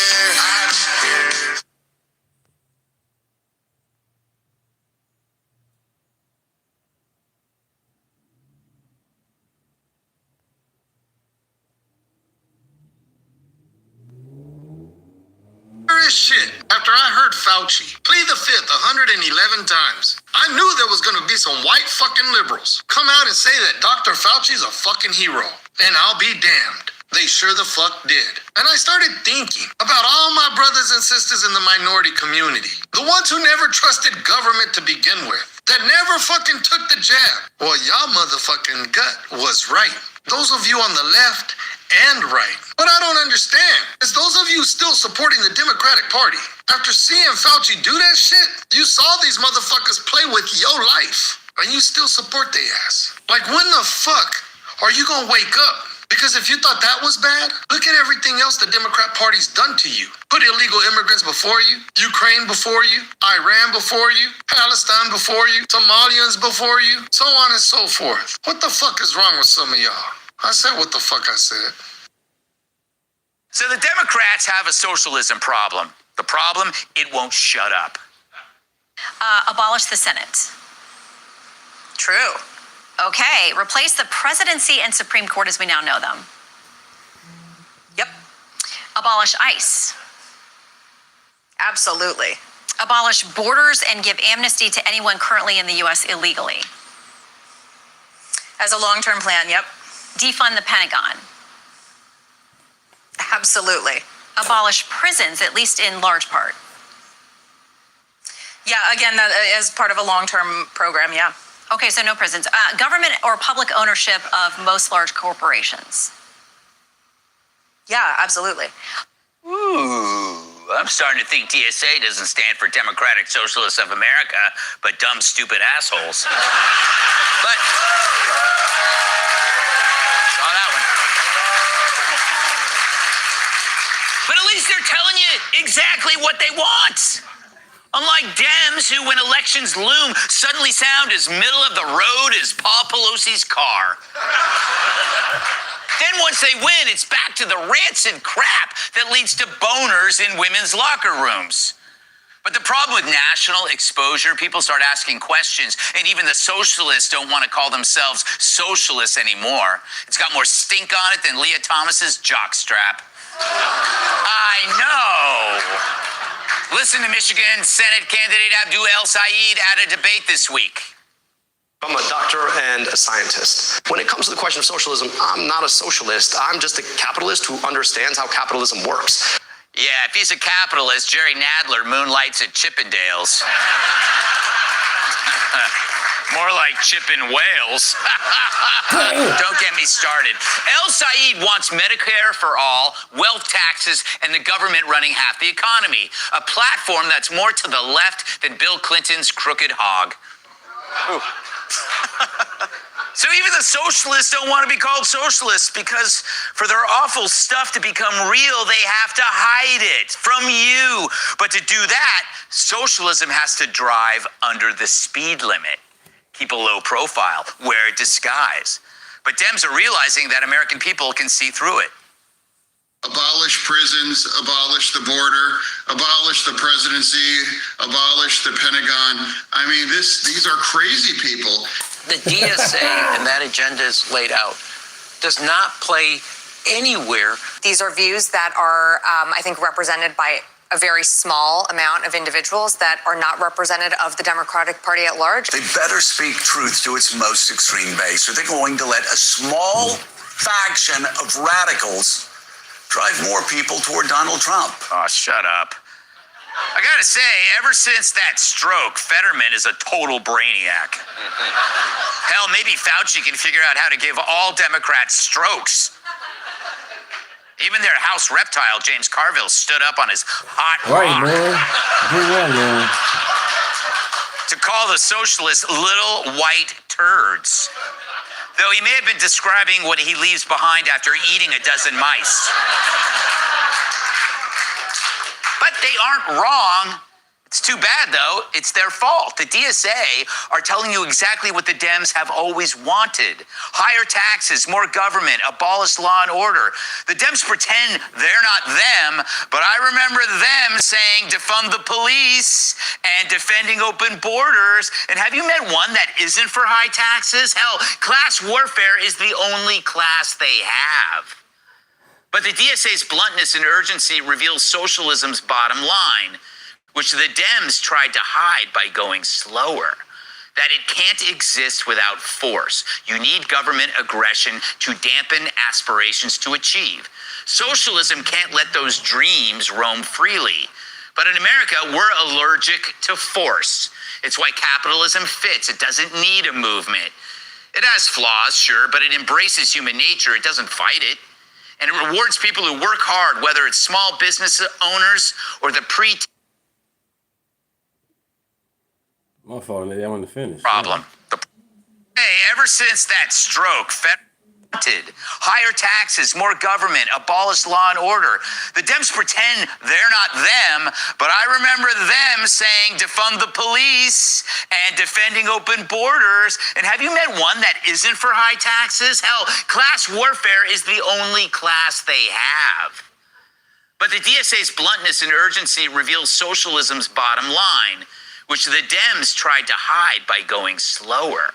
That it can't exist without force. You need government aggression to dampen aspirations to achieve. Socialism can't let those dreams roam freely. But in America, we're allergic to force. It's why capitalism fits. It doesn't need a movement. It has flaws, sure, but it embraces human nature. It doesn't fight it. And it rewards people who work hard, whether it's small business owners or the preteens who make Gutfeld merchandise.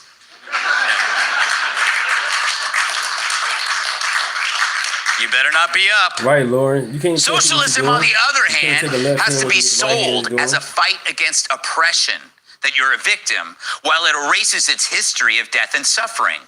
But even the oppression narrative is anti-American, for its followers must accept that they're losers. I mean, who thinks of themselves as oppressed? It's almost as bad as thinking that you couldn't get a picture ID. But that's how leftism works, convincing voters that they're helpless. Thankfully, Americans don't see themselves that way. Well, at least the ones that watch this show. We never think of ourselves as losers, so we don't need a stupid paternalistic government to run our lives. We know we can do better, and for now we have the freedom to do so. And it's up to us, not the government, to do it. That's real freedom. But that's also where the flaw is, our freedom. And our enemies know you can use a free system to destroy the system.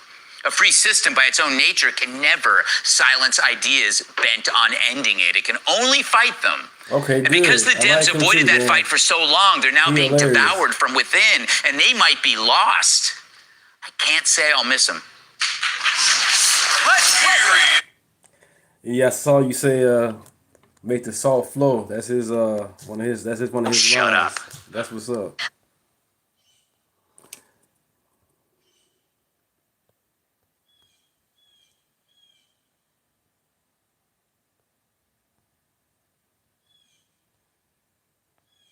My attorneys, I will invoke my right under the Fifth Amendment of the Constitution to refrain from answering your questions. Thank you.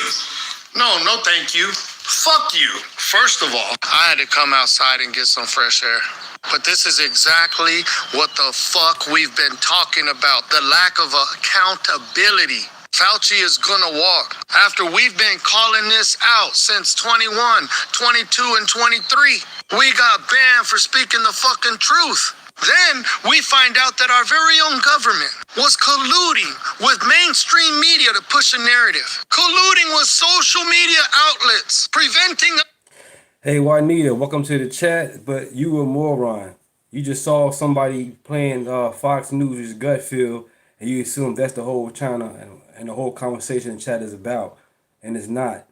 You're welcome to the chat, but nobody's a moron in this chat. If anybody, you are. You jumped into something, you don't know what you're talking about.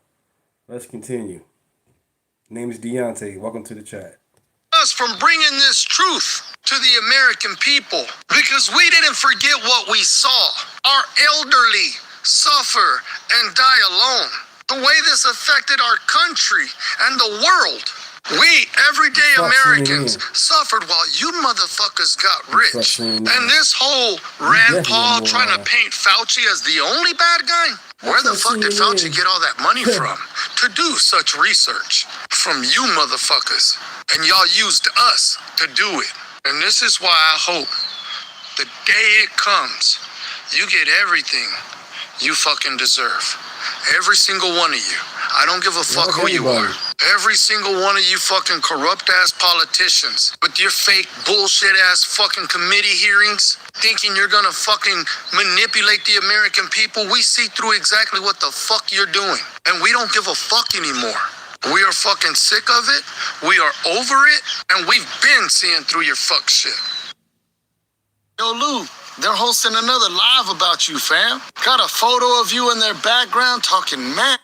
What's up, you freaking hammers? I got a question to all you left-leaning individuals. You Democratic, liberal, progressive, socialist, communist, far left-leaning, penis-queefing vajayjays. How in the hell did y'all let the DSA just straight hijack your party? You notice they didn't try this shit with the Republican Party, right? They straight used the Democratic Party's platform, took over it, and now you got some of your very own constituents being on board, full steam ahead for socialism.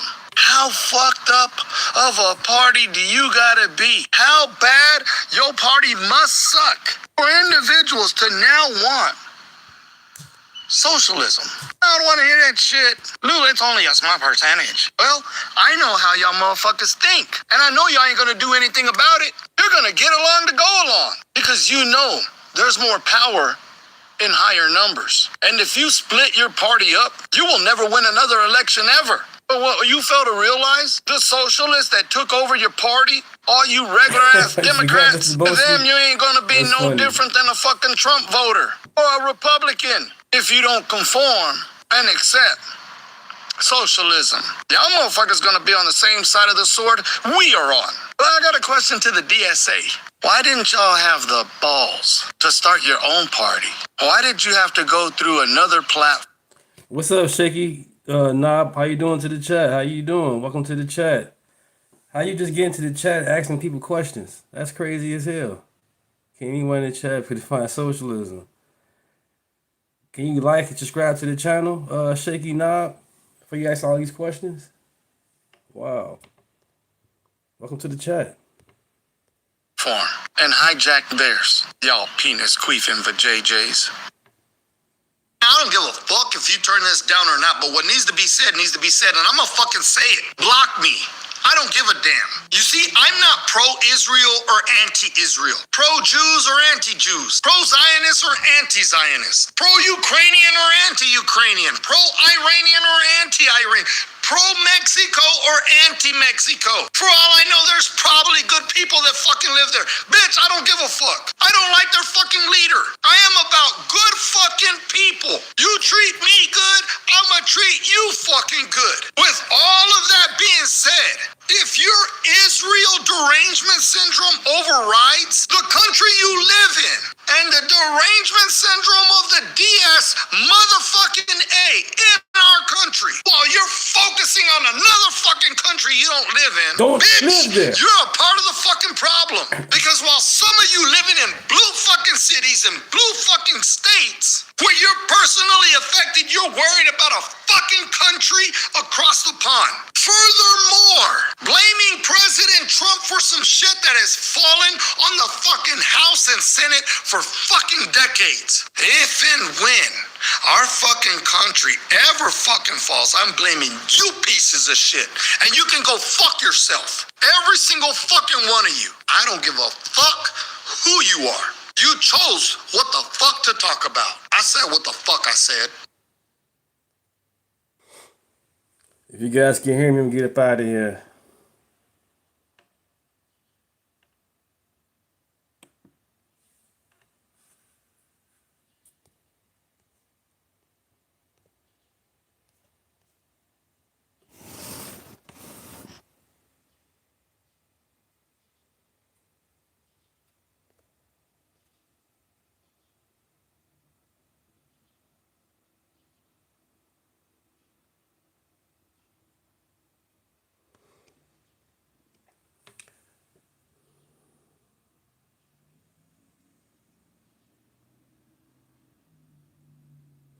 Later, you guys. I'm gonna get up out of here. I'll be back for you guys on the real. Sorry about the in and out with the connection. Like, share, and subscribe, you guys. I'll be back for you guys. I'll be back.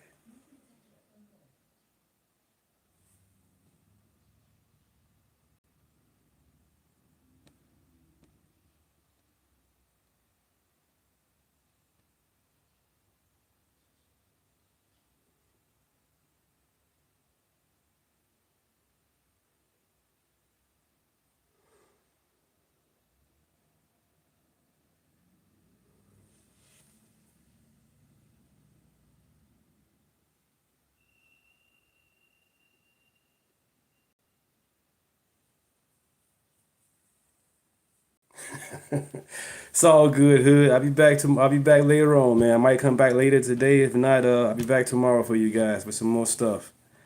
Because these libtards and Democrats ain't gonna let up, and we not gonna let up. Love you guys. Love all. Like, share, and subscribe.